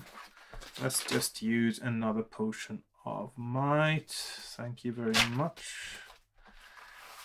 So 13, 16, and so let's see, 13, 16, 9, 14. Okay, so I've got a 4 skill point advantage. 6, 7, 11, 7. That is a draw. 7, 5, 8, 6, 10, 3, 8, 6, 7, 4. Probably a good idea to take that potion now. 7, 10. And finally, perhaps 7 and 4. Yep, just. I've got 14 stamina now. I should eat something again. So we've got a pie. Back to 17. Let's see what happens next. So I have to make another choice now. So the next one is 89. You pull down winged menaces, death from above, a beam of light projects from the book onto the ceiling, and a magical portal opens. You hear a loud buzzing sound, and a giant wasp emerges from the portal. The overgrown insect heads straight for you, its stinger at the ready. The first time an attack from the giant wasp succeeds, it will do the usual amount of damage, but it will also leave its barbed sting impaled in you. Then it would die, though. It would have died. That's not what happens with wasps. Okay. Why do they always get insects wrong in fighting fantasy books? I wonder. Okay. Always insects wrong. Okay. 6, 6, 13, 17. Right. 2, 8, 8, 3. Hang on, I've got 11 now, so that's a draw actually. 8, 5, down to 2, and 7, 4. It is dead without leaving its sting. Yeah.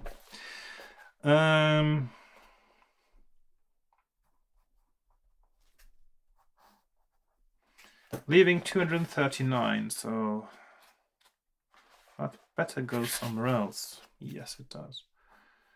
Okay, so that is the correct book. You remove a sting in the tail, a collection of unexpected endings. I was actually thinking of doing that first because I'm getting to the ending, but yeah, I probably should have done now. There's a click and something shifts. Before you can investigate it, a giant scorpion emerges from behind a bookcase and, tail raised and stinger shining, it skitters towards you. 10-10, nothing fancy. Surprisingly, no poison or anything. I'm going to throw in another potion of might there. So I've got, so it's 10-10, and I've got 13-17. So 3, 3 is down to 8.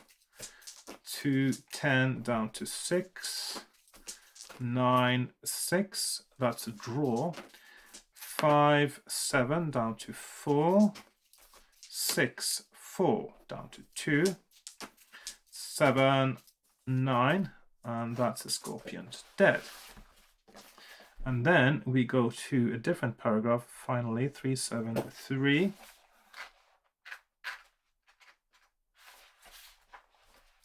With a shudder, the giant scorpion curls up and dies. You cut off its stinger and carefully store it in your bag, as you did. So, scorpion, stinger. It can be used to coat your weapon with poison for one battle only. However, your weapon will cause 1 extra point of damage with every successful hit for duration of battles. Okay, so stinger does +1 damage 1 battle. So, okay. Now you can investigate the clicking noise you heard before the creature appeared. You test the bookcase and find that part of it now swings back, revealing a set of wooden stairs spiraling downwards, typo. Okay. It would be nice if people actually proofread these things. That would be nice, wouldn't it? Somebody has just been using autocorrect, it looks like. Anyway. Taking care, you head down. Turn to 292. Yeah, I miss proofreading. I mean, books were so much better in the days when everything was proofread. Or there were fewer mistakes. You descend a couple of floors and then come to a dingy tunnel. It's lit with small torches. Yeah, don't get me started on torches. Someone's been this way recently. You move ahead. Suddenly there's a whooshing noise at around head height. Test your skill. Test skill.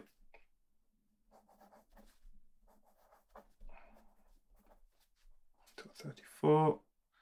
Success. 248. Fail. I'm saving my game, of course, as usual.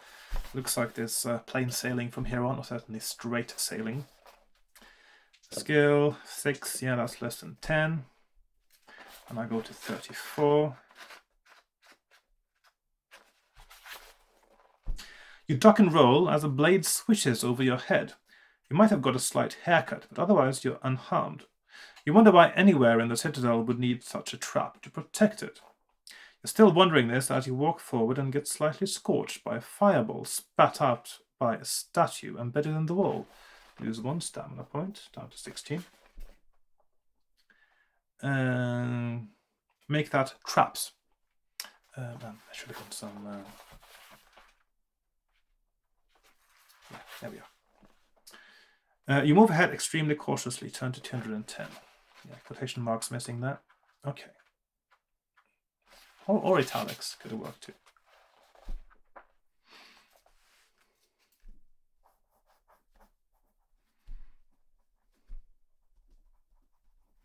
There's a strange green light emanating from the area ahead.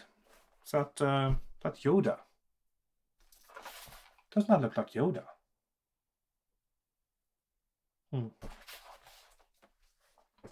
He's obviously joined the dark side. There's a strange green light emanating from the area ahead. You can hear indistinct muttering and see a large shadow on the wall. You grab a flickering torch from the wall with one hand, keeping your weapon drawn in the other. You enter the room ahead and can see 4 large storm crystals at the 4 compass points of a circle, which are covered in arcane runes and other miscellaneous objects. Hold up the torch and see that all the storm crystals are broken. There's a small robed figure standing at the center of the circle. It turns and raises its hand towards you. A strange device on its wrist shoots out a net which closes around you tightly. You're not going anywhere. Your attacker shuffles closer and you realize it's Vizig, the goblin elder technomancer. He looks in a bad way and there's blood all over his robe. He peers at you. Where did you come from? Where from come you did? You tell him that you came from the surface and you're here to bring those who caused the crash to justice. He begins to laugh. I think we're getting close to the end now. 272. Vizig laughs so hard that he has to sit down to regain his breath. Well, you found them, officer. I'm the one who brought the Nimbus down, but believe me, if I had not done so, things would have been a lot worse for Pangaria. These measures I took might have been extreme, but they were necessary in order to protect our archipelago and the world beyond. You ask him what happened. You have taken a great risk in coming down here, and I'm sure it was no easy task, so I will assume that your intentions are honorable. As you are aware, officer, I helped maintain the technomancy that keeps Pangaria aloft. When I retired, I kept my honorary title, but Krazik, one of my brightest and most ambitious apprentices, eventually became chief engineer, responsible for the day-to-day running and maintaining of the technomancy. I received word that Krazik had been taking an interest in Commander Matthias Talliman, a survivor brought to Incas from a wrecked Kulian warship. Together, they had hatched a plan to use the secrets of Pangarian technomancy to develop weapons of war within Krazik's private workshop in the Nimbus. You tell him that you have discovered some of this yourself during your investigations. Well, a little bit of it, I guess. Vizig looks impressed. Then you are a better Skywatch officer than most. He fiddles with his wrist contraption and the net loosens and retracts, returning to the sheath on his arm. You rub some feeling back into your limbs. If you have the code word Boreas on your adventure sheet, I do indeed, turn to 98. So we have 2 options. So 284, not, and 98. Boreas. So the north wind. You tell Vizig that you believe a Stormborn is involved. Vizig nods. That is correct, officer. Talliman and Krazik enlisted the aid of Boreas, the Stormborn, who provided them with crystals for their abomination, and secretly took Talliman back to his homeland. In return, the human vowed he would spread news of what would be on offer to whichever warmonger offered the highest price to be split between all 3. To ask what has befallen him, if you haven't already, turn to 11. If you want to ask him why the Nimbus crashed and haven't already, turn to 82. If you want to ask about the ward on the Great Hall and you haven't already, I thought of if you haven't already. Turn to 338. If you want to ask what Vizig is doing with the broken storm crystals and haven't already, turn to 59. If you don't ask him, that could have been phrased in a slightly more elegant way, couldn't it?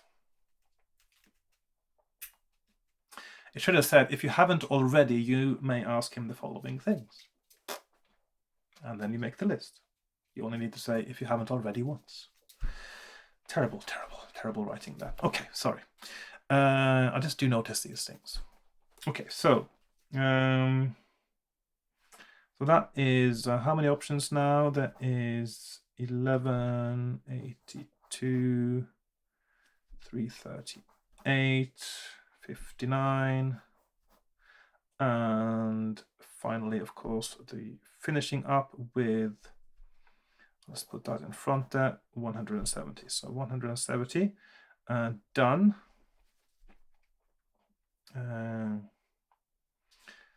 Let's see, so Vizig, 11, 82, Nimbus, the Nimbus again, 338, ward, 59, crystals. Okay, let's go through them. So 11, what happened to... You ask Vizig about his condition. He looks down at his blood and dust-covered robes. I got pinned under some masonry during the fall. Crawled out eventually, but I doubt I'm long for this world. And then I can ask the other things. 82. Right, so just, let's see, let's do like so.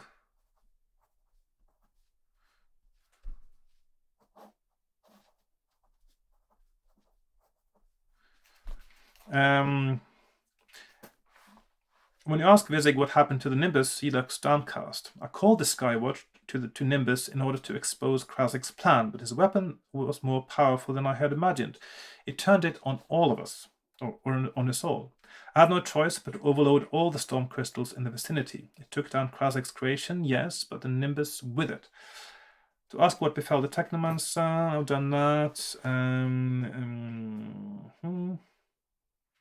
338, Great Hall, that's the next one. I'll just have to just go through them in order, actually. You ask Vizig about the warded Great Hall. After what went on, I couldn't let what might still be alive in there get out, so I warded it whilst I worked on a solution. The ward will only last as long as I do, and my strength is fading fast. And then it's the 59. Okay, it's a little bit tedious when it's done like this, to be honest. Could have just done all of it. I mean, you're told to go to each of these paragraphs to get the information, and you are going to go to all of them, so why not just put everything into one paragraph? It's not like you're going to skip it, and if you want to skip it, you just don't read it. So there, okay. You ask the Elder Technomancer what he's trying to do with the broken storm crystals. A ritual of repair, of course. Unfortunately, it's been hard finding the right elements in this place. Hardly ideal conditions. Oh, I'm going to do another sort of World of Warcraft quest now. So don't ask him any questions. Go to 170. Thank you very much. Thank you very much. You've had enough. Oh, by the way, what happened to Samuel? Says Vizig, looking concerned. Who's Samuel? Giant scorpion. You can't miss him. On guard outside the... never mind. I'm sure he died well. You quickly ask Vizig how you can help. You are a brave soul to risk your life like this, but this is my mess. It's up to me to repair it. You tell Vizig that you didn't come down here to sit around and twiddle your thumbs while the place fills up with water and the air runs out. Well, you are in better condition than me, that's for sure, and perhaps there are places you can get to that I cannot. Very well. To finish a ritual, I need a copper ring, a silver goblet, and a black candle. Well, I've got those already. Here, it says, tossing you a greater healing potion. This will help you more than it will help me. So I got a greater healing potion again. If you have a copper ring, turn to 228. If you have a silver goblet, turn to 115. If you're back to... Okay, so I'm just going to do these things in order as well then, because I've got all of these things already. So basically that means that if you hadn't picked these up, you would have then had to go back and pick them up. But since I already covered all the areas that I needed to do to go, then 26 search. Okay, so copper ring, silver goblet, black candle. Okay, so let's do them in order then. 228, copper ring. You give Isaac the copper ring. He looks delighted. Aha! Well done, officer. Silver goblet, yes. 115. You give Isaac the silver goblet. That will do nicely, he says, taking it from you. Black candle. You give Isaac the black candle. It's more of a dark grey colour, but it'll do. That's actually quite funny. Actually, all black colours are technically dark grey because it's just a matter of definition. How black is black? Which is why there's been quite a bit of discussion. I'll just do an anecdote now. I hope you like those. There's been quite a bit of there was quite a bit of hoo-ha about somebody who created a paint, a pigment for paint that was called Vanta Black, that was apparently 99.6% black or something like that. And when you talk about percentages of blackness, you're talking about how much of the light they absorb. But there was one artist in the world who managed to get an exclusive license to use it, which is a bit ridiculous when you think about it. So somebody else then created a much easier to use paint that it wasn't quite as black. That was called Black 2.0, I think, and which wasn't quite as black, but it was easier to work with. You could use it in an acrylic, whereas Vanta Black had a special sort of curing system that also was a bit tricky to use. And they said that anyone could buy it except for that one artist who had the exclusive rights to Vanta Black. And then they also made a newer version that is even blacker, that is actually so close to Vanta Black now that there's no point even yearning for Vanta Black. And of course everyone now thinks that the artist who got the exclusive rights to that is a bit of an idiot, because seriously, if you're that selfish, yeah, no, that's just extremely selfish. And most artists, they're actually quite keen to share their work. They want people to experience it, and they want to share techniques. They want to help others make art, because this is such a fundamental part of being human, and part of the sort of a culture of sharing experiences and aesthetic things as well, and so they all think he's a bit of a bastard, to be honest. Anyway, that's just the story. So basically, all blacks are technically a dark greys until you get 100% black, which absorbs all light. But of course, the most interesting thing that a really black color can be used for is not, it shouldn't, of course you can use them for art. It just looks like there's a hole in the painting. But the thing is that the really important use of such a color, when you think about it, is for surfaces in, for instance, in telescopes. Because if you can make the inside of surface of the telescopic tube, for instance, for an optical telescope, if you can make that almost 100% black, as opposed to 97%, which is still rather good, then you can of course get fewer reflections, and you get a much sharper, better, clearer image. You get more of the light you actually want to get into the telescope. So the scientific uses of a really, really black color are actually quite important when it comes to scientific discovery, especially in astronomy, and optical astronomy, of course, where these things really make a difference. So that's sort of the driving force behind behind the evolution and the research that goes into creating blacker blacks is for scientific and technical use, not for art. But art, of course, is a nice side effect. And the same is actually true of not scientific use, but the biggest users of pigment in the world is not art. It's not artists that use pigment in their paints, the coloring, actually the colorant in the paints. It's the automotive industry, because cars need light fast pigments in order to be painted in a certain color. And as you may have noticed, if you lived long enough, the last few decades, you got more and more new colors on cars. Especially there was quite a bit of a sort of a surge in new colors in the 90s. And that is because there were discoveries of new, really light fast, highly concentrated pigments in the blues and the greens, which then suddenly allowed you to create more combinations of color that wouldn't fade within the time that I think it's supposed to last at least 7 years in a car varnish in bright sunlight, which is a really quite harsh on pigments. And so these pigments then, of course, benefit artists to suddenly get more light, fast colors they can use in their paints. But I digress. That was today's anecdote, the longest anecdote today. I promise that is going to be the longest anecdote of the day. So that's it. So it's more of a dark grey color, but it'll do, says Vizig. So I've given Vizig all of the requested items. I'll just cross them off my list here. So copper ring, black candle, silver goblet. There we are.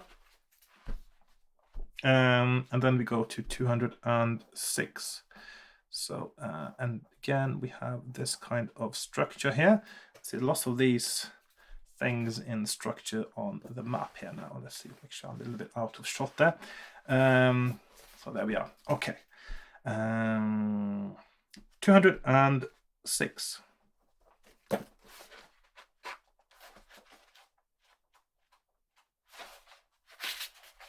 You have found everything that Vizig asked for. Regain 1 luck point. Oh, have that already, plus 1 luck. But the old goblin is getting weaker by the minute. He shuffles around the room, placing the items round the edge of the ritual circle. Nothing happens. He scratches his head. There's something missing. Now, what is it? Damn, it's a storm crystal. Needs to be intact, though. And of course, I destroyed all the ones in the vicinity. Stupid, stupid, stupid. To give Vizig your hovers, turn to 63. If you would rather leave the library and go exploring, turn to 26. I'm going to give him my hovers. So, 63. 63. Or go exploring. I don't think there are any other storm crystals around here. So I'm going to give him my hovers. That is a storm crystal. They've served you well, but now it's time to put your hovers to greater use. You pass them to Vizig and ask if the storm crystal in them will suffice. The technomancer takes the crystal out of the hovers. Yes, I think this will work. You watch him reassemble the items, adjusting their positions and angles carefully. Right, he says, let's get this island moving. I need some water now. I'm talking so much.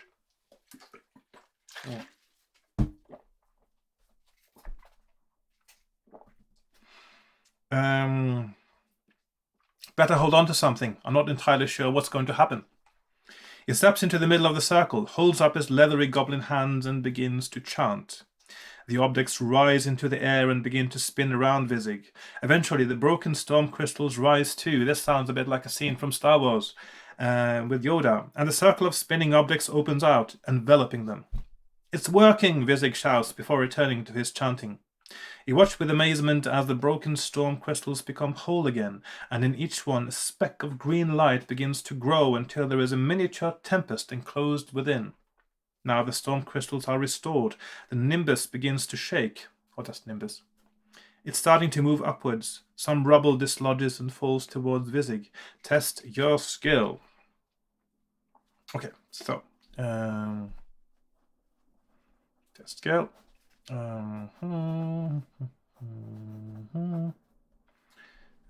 28 success. 286 fail. 10, that's a success. Yeah, just 28. You run forward and sweep up the elderly goblin, managing to save both of you from the falling debris. Turn to 216. Okay, so 216.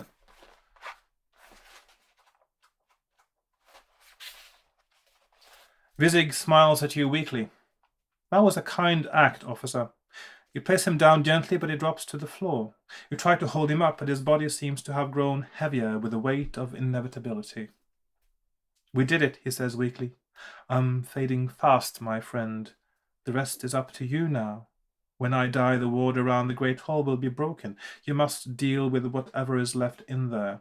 Its existence is too dangerous for it to be allowed to continue, for Pangaria and the world outside. Do you understand me? You nod and say you'll do whatever it takes to keep Pangaria safe. He grasps your collar. You need to know the Stormborn Boreas. He was there. He's dangerous, mad, but not as dangerous as... His voice falters and his eyes go glassy. You feel the old goblin's small body go limp in your arms. He's gone on to the next world. That's a loud thrumming noise, which you realize must be the sound of the ward around the great hall breaking. There's nothing for it but to venture forth and face whatever is in there. You approach the great hall door, half expecting it to be flung open by some terrible monster. Instead, everything is eerily quiet, which is even worse, I think. Nimbus shakes as it slowly travels upwards towards the surface of the ocean. Taking a torch from the wall nearby, you enter the great hall. Turn to 224. What's with all the torches anyway? I suppose in this case somebody could have lit them recently. That is all right, but still it's torches. Lamps. Try lamps. The first thing you notice in the Great Hall is that there is rubble everywhere. Half the ceiling has collapsed, and so has part of the walls. There's not a piece of furniture intact. You see the occasional body of a Skywatch officer and curse Krasik and its vile creation, whatever its true nature may be. It's like a nuclear bomb, isn't it? You hear a groan come from one of the bodies and run over to help. It's a young woman, battered and bruised, but still alive. You help her to sit up. I have to get home, she mutters. My mother will be worried. The dragon fruit will need harvesting soon. She seems very disorientated. You find a strip of cloth and dip it in a nearby puddle of water so that you can clean the blood and dirt from the woman's face. The cold water seems to bring her to her senses. Is it over? She asks, looking at you with fear in her eyes. Has it gone? You reassure the woman, who tells you her name is Malia, and tell her that now Nimbus is rising, you will soon be safely back in Pangaria. Ooh, Nimbus without thee, how unusual. The room shakes with the turbulence of the ascent, which dislodges some of the piles of rubble. The Skywatch officer gasps as a large metal face is exposed, along with part of a chest, and further down part of a leg and a huge metal foot. It's some kind of metal giant that is thankfully inert. For now. You move closer. So this is what Krasik was working on, a hulking war golem to take the cool and sell to whichever warlord would pay the highest price. It both saddens and angers you that Pangarian technomancy can be used for such warmongering ends. You can see from a cavity in the chest where the storm crystal that powered it was once located, but thankfully it now lies broken. You can't imagine the kind of destruction this monstrosity would wreak if it were fully powered up. There's a creak, and high up you see a small hatch open in the face of the giant. The hatch is just big enough for an angry goblin face to poke out of it. Turn to 370.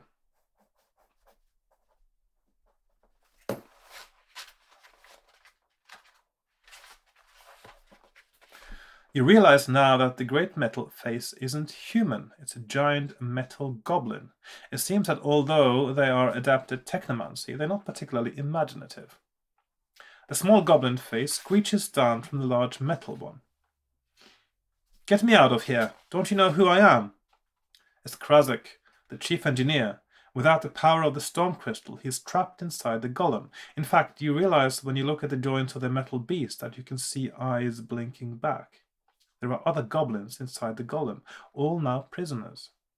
You shout back up that you know what he did, and he will be brought to justice when Nimbus reaches Pangaria. This enrages Krasik. No, we goblins have been constrained too long by Pangaria's so-called justice, by her rules. Our skills should not be hidden away, they should be shown to the world. Given there's nothing Krasik can do to hurt you, his furious outbursts from the prison of his own creation are almost comical. That feeling quickly passes when you feel a wind spring up. Odd, considering where you are and the fact that the island is still not out of the water yet. The wind becomes more intense. Krasik yells excitedly. He is coming. He is coming. Oh, you're in trouble now. You pull back behind a pile of rubble with Malia as an ethereal figure appears in the middle of the storm. Okay. It's Boreas, the Stormborn, and he's extremely angry. Oh, excuse me. Someone at the door.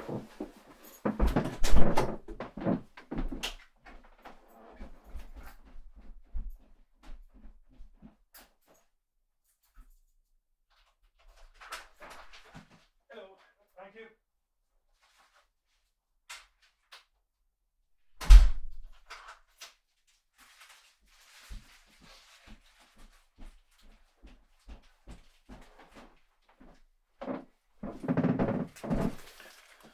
Yeah, just got some mail. I'm not going to say what it is because this is a birthday present for my wife and she might watch this, so that will remain a secret.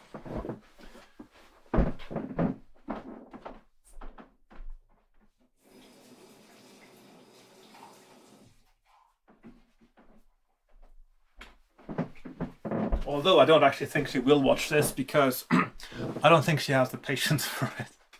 And it's not really her thing. So I'll just close the door because I don't like the look of the door in the background there. Okay. So.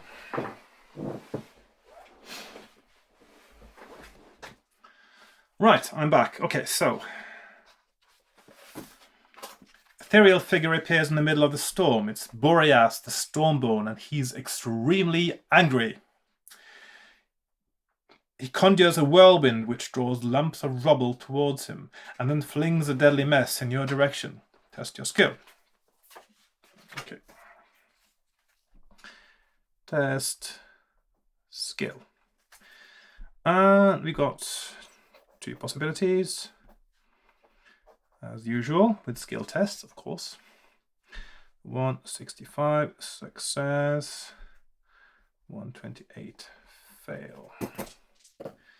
11, that is actually a failed skill test. 128. You dive for cover, but don't quite manage to protect yourself completely. A lump of rubble, typo, again, hits you hard on the shoulder. Lose 2 stamina points. Okay, so minus 2 stamina. Turn to 208. I hope they're going to correct all the mistakes for the second printing. Like good publishers do. Don't just keep them, do you? Okay. Boreas floats in mid-air whilst the storm whirls around him. Thank you for freeing our creation. Hang on, 2 stamina points, damage 14. Okay, there we go. Thank you for freeing our creation and for restoring the Nimbus, officer, says Boreas smugly. When you turned up poking around, I thought you were merely a nuisance I would have to dispatch, or that you would simply die alongside your pathetic Skywatch friends. But you have proved to be most useful. Once we reach Pangaria, Krasik and I will subdue the rest of the islands and continue with our plans. There is great wealth and power to be had out there in the world, and it's time to take full advantage of it. You tell him that it's over, that the Golem is merely a prison for traitorous goblins now. We'll see about that, he sneers. It begins chanting, and a pool of water appears on the floor, and from it clambers. Roll 1 die. Ooh, random thing. Okay, so 1d6, and we have... That is something that is perhaps not used as much as it should be done in fighting fantasy books, not the ones I've read so far anyway. Of course, there's that bit in the Maze of Zagor in Warlock of Fire Mountain. 3. So that is, so that's 1 to 2, 3 to 4, 5 to 6. So that means I'm going to 175 for my random monster. Let's see what we have. There's a ululating cry. I would do that, but I can't do that. And 2 scaly-skinned kokomokua emerge from the pool. Nets and bamboo spears at the ready. From the confused look on Boreas's face, he was clearly hoping for something a bit more threatening. However, you must fight the amphibious humanoids at the same time. So the first kokomokua and the second kokomokua. And they only have 5/5, so that's not too bad. So let's see. So we got 5, 5, 5, 5, and I have 10. Is it 11 or 10? I've got 11, don't I? Yes, 11 and 14 stamina left right now. Okay, so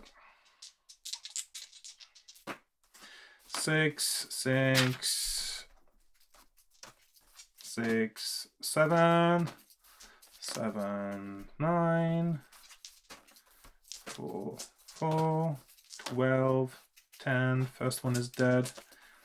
11, 9, 6, 10,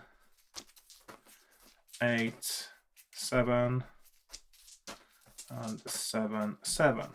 Both kokomokoas are dead. Okay, so 5, 5, 5, 5. Oh, the first time a kokomokoa hits you successfully, the creature will snare you with its net. That didn't happen, so we win and go to 3, 9, 2. Okay. One should always read all the rules before starting the battle, otherwise you might have to just do it over again sometimes. Oh my, that's quite a dramatic picture there. It's very dark. Okay, I actually quite like that picture. As you lay the killing blow, Boreas looks at you with eyes of wrath. Clearly there is only one last thing I need to do, he says in a tone that chills you. And with that, the Stormborn dives into the chest of the Golem, fusing himself with the remains of the fractured crystal. His energy flows through the creation as he turns himself into a living storm crystal. You feel your heart sink and your blood run cold as the goblin war golem lumbers into life, pulling itself from the rubble. You know that you can't fight it on your own. You're going to have to call in a favor. Whilst the golem is righting itself, you quickly get Malia to safety and tell her to head for the kitchens. Well, if you've got that much time, I'm also going to take a healing potion when I'm doing this thing. If I got that much time, I would have time for a healing potion. You hate to wake up a sleeping sea giant in a second time, but it's urgent. You press the conch shell to your lips and blow. A low, mournful sound echoes around the citadel. In the distance you hear thumping and crashing, and then there is knocking sound at the great hall door. It takes you a moment to realize that it is a kicking sound. You run to open the door, but Tydeus, not one to be tied down by convention, decides to crash through the wall next to it instead. He eyes up the golem. Ho ho ho, a nice big fight for Tydeus. Human, you is spoiling Tydeus. Just wish Tydeus was at full strength. Okay. And here it says, make a note of the stats that Tydeus currently has on your adventure sheet. Okay, 9, 10. It seems he's still not completely recovered from the last battle with you. Then you remember that many potions are unaffected by the size of the creature, consuming them, and realize you might have a few things that could give Tydeus a boost for the fight ahead. If you want to give Tydeus a healing potion or a greater healing potion, turn to 99. If you want to give Tydeus a potion of might, turn to 114. If you want to give Tydeus a potion of power, turn to 324. Let's see, which ones should I give him now?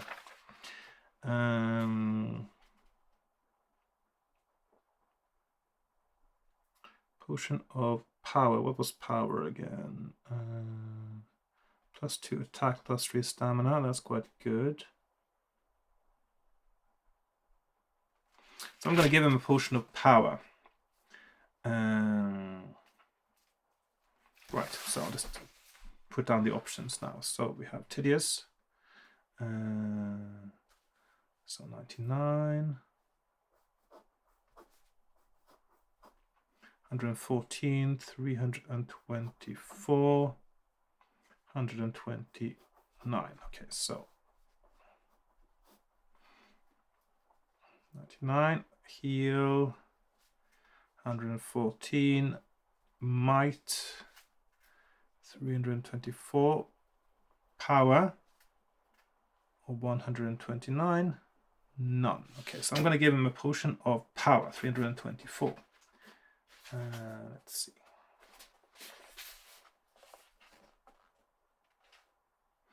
You toss Tidius the potion of power. He catches it in his mouth and swallows it down. He looks down at his enormous blue hands and balls his fists excitedly.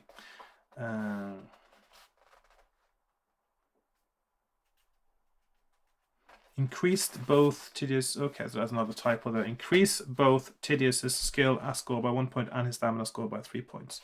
So he is now, let's see, so now 10, 13. Tidius feel more powerful. What else you got? If you want to give Tidius a healing potion or a greater healing potion, so let's see. If you want to give Tidius a potion of might, want to give him everything you can. If you've given him everything you can, turn to 129. Okay, so suppose I could have given him the greater healing potion instead of me. It's the same paragraph, so I think I'll do that. I think that should be okay. So we go with a healing potion and go to 99.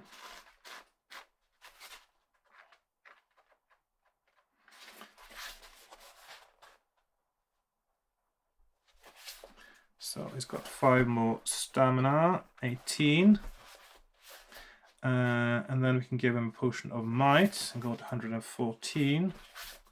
Looks like I can just potion him up complete as much as possible now. So that is skill and stamina plus 2. So now it's 12, 20.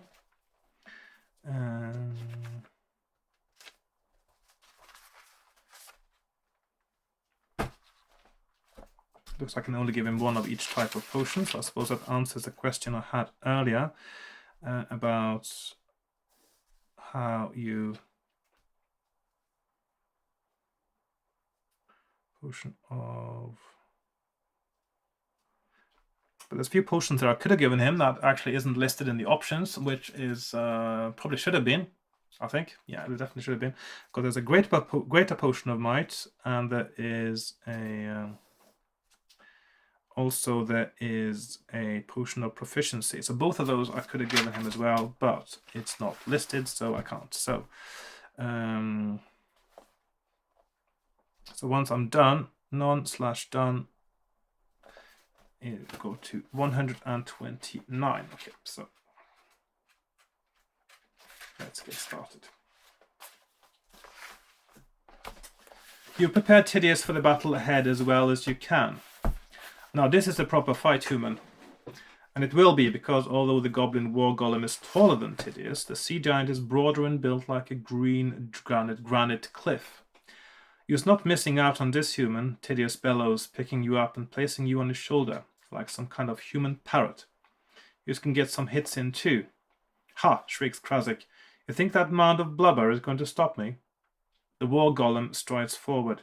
It is missing 1 hand, but has replaced it with a large piece of masonry to use as a makeshift club. In the other hand, it wields a huge axe. The fight is on.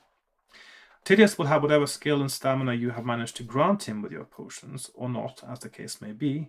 Because you're assisting him in this battle, you may add 2 points when calculating the sea giant's attack strength. So it's technically now 1420 for this battle.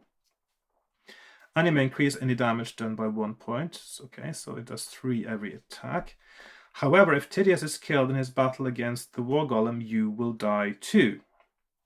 If you and Tidius are the first to win 2 of the first 3 attack rounds, turn to 222. Okay, so the battle is on. So we have 1420 against a 1130. So let's get started. Let's get ready to rumble, or to rubble. depending on whether you have a typo or not. So, Golem rolls 8. We roll 8. That is first hit to us, and he does 1 extra damage. 7 versus 6. 24. 6 versus 5. 21, and that is 2 of the first 3. So let's see. So there's 2, 2, 2, and 1, 7, 4. So that's 2, 0, 3, or 3, 2. Okay, so 222. Okay, so we have. Krasek is enraged by your success. The goblin war golem smashes its stone club into the wall, bringing wood and masonry down on top of you. Test your skill. So we have test skill.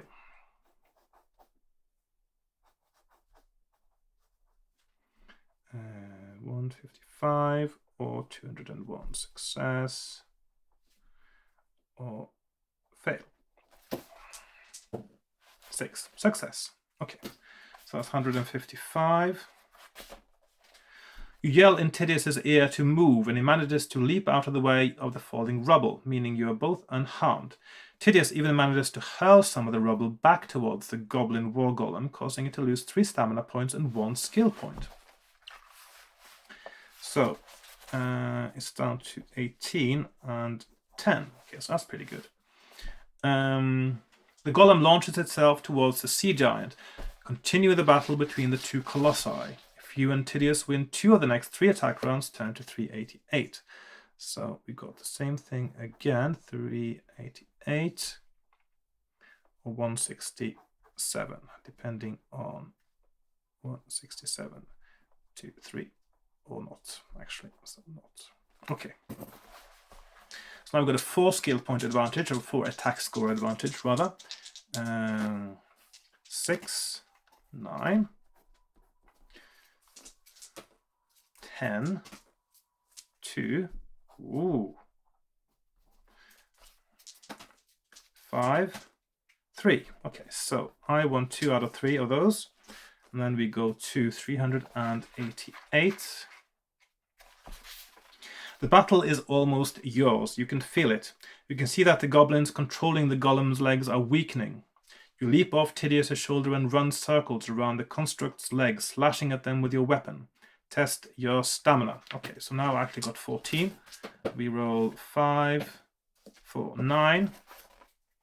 Let's see, so test stamina. 300, success, or 192, fail. And we are successful. Wonderful. Disorientate and weaken the goblins controlling the legs. The war golem topples to the ground. Deduct half the war golem's remaining stamina points, rounding halves up. It's got 12 left, which means it's down to 6. And turn to 100.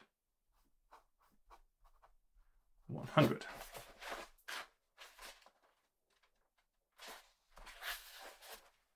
You, Tidius, and the goblin war golem are flagging. The fight is almost over for one of you. Continue the battle until either the sea giant or the war golem is beaten. So that is... If the war golem wins, go to 334. If we win, 69. So let's win and lose. Okay, so we're very close now. 4 skill point advantage, 9, 2. Okay, so that is down to 16. 4, 5, down to 3, 8, 5, and that is... The golem is dead. And that is quite an epic boss battle, I think. And of course, many of the fighting fantasy books are actually really lacking those. Citadel of Chaos is really good, but some of the others are just sort of, was that it? So we win and go to 69. With an almighty crash, the goblin war golem finally topples. Metal body parts clang to the ground, the sound of the construct's destruction echoing around the great hall. Boreas emerges from the chest cavity, severely weakened and defeated. What? Come back, you bag of wind, Krasik screams from his seat inside the golem's head, a prisoner once again. What are you doing? Get back in here at once. But Boreas isn't listening anymore. He's more concerned with the winds that are springing up around him. His weakened state has destroyed the Stormborn wards surrounding Nimbus, and now his elemental brethren are coming for him. As the winds pick up, a dozen Stormborn appear around Boreas. He looks terrified as they descend on him. The storm grows to a crescendo, and then abruptly dies back, leaving the great hall in silence, save for the odd goblin cuss. The Stormborn have gone. Halleck hobbles into the great hall, supported by Malia. Well done, officer, he says proudly. You're a credit to the Skywatch. Don't worry, we'll bring Krasik and his traitorous cronies to justice back in Pangaria. You look out of the window to see that Nimbus is breaking the ocean's surface and taking to the skies once more. The water starts to drain from the citadel, pouring back into the sea in beautiful salty waterfalls. And as it does so, the remaining survivors of the crash climb, hobble and crawl out of their hiding places, amazed at how you have saved them from a terrible fate. Turn to 400. Turn to 400, yes. That's what it said. The sun is starting to rise as Nimbus takes its rightful place in the center of the Pangarian archipelago. You can hear the faint sound of cheering from the nearest islands, and the goblin flyers come out to greet you. Peace has been restored. The rest of the world may never know how close it came to disaster and what you did to save it, but there are plenty on Pangaria who will know. Songs will be sung about you and poems written. Your deeds will not be forgotten. But with Commander Matthias... Wasn't he Matthias earlier? There's an H missing there. Talliman, still on the loose submarine, cool. His head full of Pangaria's technomancy secrets. Captain Halleck tasks you with journeying there to bring the rogue to justice. This adventure might be over, but there will be many more to come. Sequel? We're actually opening up for a sequel at the end of a fighting fantasy book. Imagine that. That's a new thing altogether. We don't see that very often, do we? And that, my friends, is the conclusion to the Crystal of Storms, which, if you play it from beginning to end and do everything you have to do and everything you can do, will take you several hours of play. Actually, it's quite a lot longer than most fighting fantasy books, because there are so few alternate paths. There's only one way sort of that leads to the end, and you can even end up walking in circles to get there. So it's technically, even though it's sort of open world, it's actually really linear. It's not that you choose one path at the expense of another. You actually have to choose both paths. So what do I think about this book? Actually, I quite like it. It's one thing I don't like so much is, of course, that it is perhaps too linear. It's not like you have to spend a lot of time finding the right path and playing it over again, and you missed an item, so you have to go start from the beginning. Instead, it's trying to survive going on the wrong path, which isn't that wrong because most of the paths you need to go anyway. So we need quite good skills, skill stamina in this one. Luck also, well, not super important still, but skill needs to be really high, especially since you have a few places where you can lose skill completely. Now, the amount of items you can pick up in this game are just absolutely amazing. I mean, there's so much. There's absolutely no way it will fit into the character sheet at the back. And the code words are, of course, there's more space for code words than there are for items, but there's definitely fewer of them. So you would actually, if you just cut this here, designed this character sheet like this, and you made the cut here, and this was items, and this was code words, you still wouldn't have enough place for all the items. Let's be honest. Weapons, yeah, you need room for all of those. Provisions, you need room for all of those. Items, yeah, it might actually work because you got weapons, provisions, and items separately. Could work. But yeah, it's a different book. It's quite linear. It's sort of, the adventure is, your fate is really controlled by the book. You can't really choose so much, which perhaps is the only sort of, perhaps the major shortcoming of this. You actually aren't making that many choices, because your choices don't actually matter so much. Most of your choices will end up on the right path anyway, and what happens isn't that different if you make different choices. So it's not as much of a choose your own adventure as usual in a fighting fantasy game book. It's more, this is the adventure that is chosen for you, and you have to conduct the battles along the way and do the skill checks and do the stamina checks, etc. And it's almost like you could have dispensed with the choices altogether. That's how linear it is. You could almost dispense with them and just do it as, and which of course would have. So it's a little bit sort of borderline, I think, in terms of a game book. As enjoyable as the story is, as well as it's written, despite all the horrible typos, which really should have been weeded out if somebody had actually bothered to read through this book properly instead of just relying on other means of correcting, I presume. Yeah, but I still think it's worth playing. I mean, but the thing is, I don't feel it has a lot of replayability value, so I'm probably only going to play this once ever, and that's this time here. Whereas most of the other fighting fantasy books, I can see myself playing them again, and indeed many of them I have played again and again and again until I've won them, because it's such a different kind of game. It's a very different game, this one. But overall, I do actually like it. It's just, it feels more like an interactive novel, I would say, than a game book, if you understand what I mean by the difference there. In any case, it's been quite a long and an interesting journey, I would say. It's got some interesting monsters. I do actually quite like some of the illustrations in this one, although they look like they are made in color and then for some reason printed in black and white. They do actually look like that. I don't know if that is actually true or not, but it would actually have been nice to see these in color, if indeed they are in color, if they exist in color. You can sort of imagine a sort of luxury version with color illustrations. But yeah, I would actually recommend this book. I think every fighting fantasy collector certainly should have it, of course. If you collect, you would have it.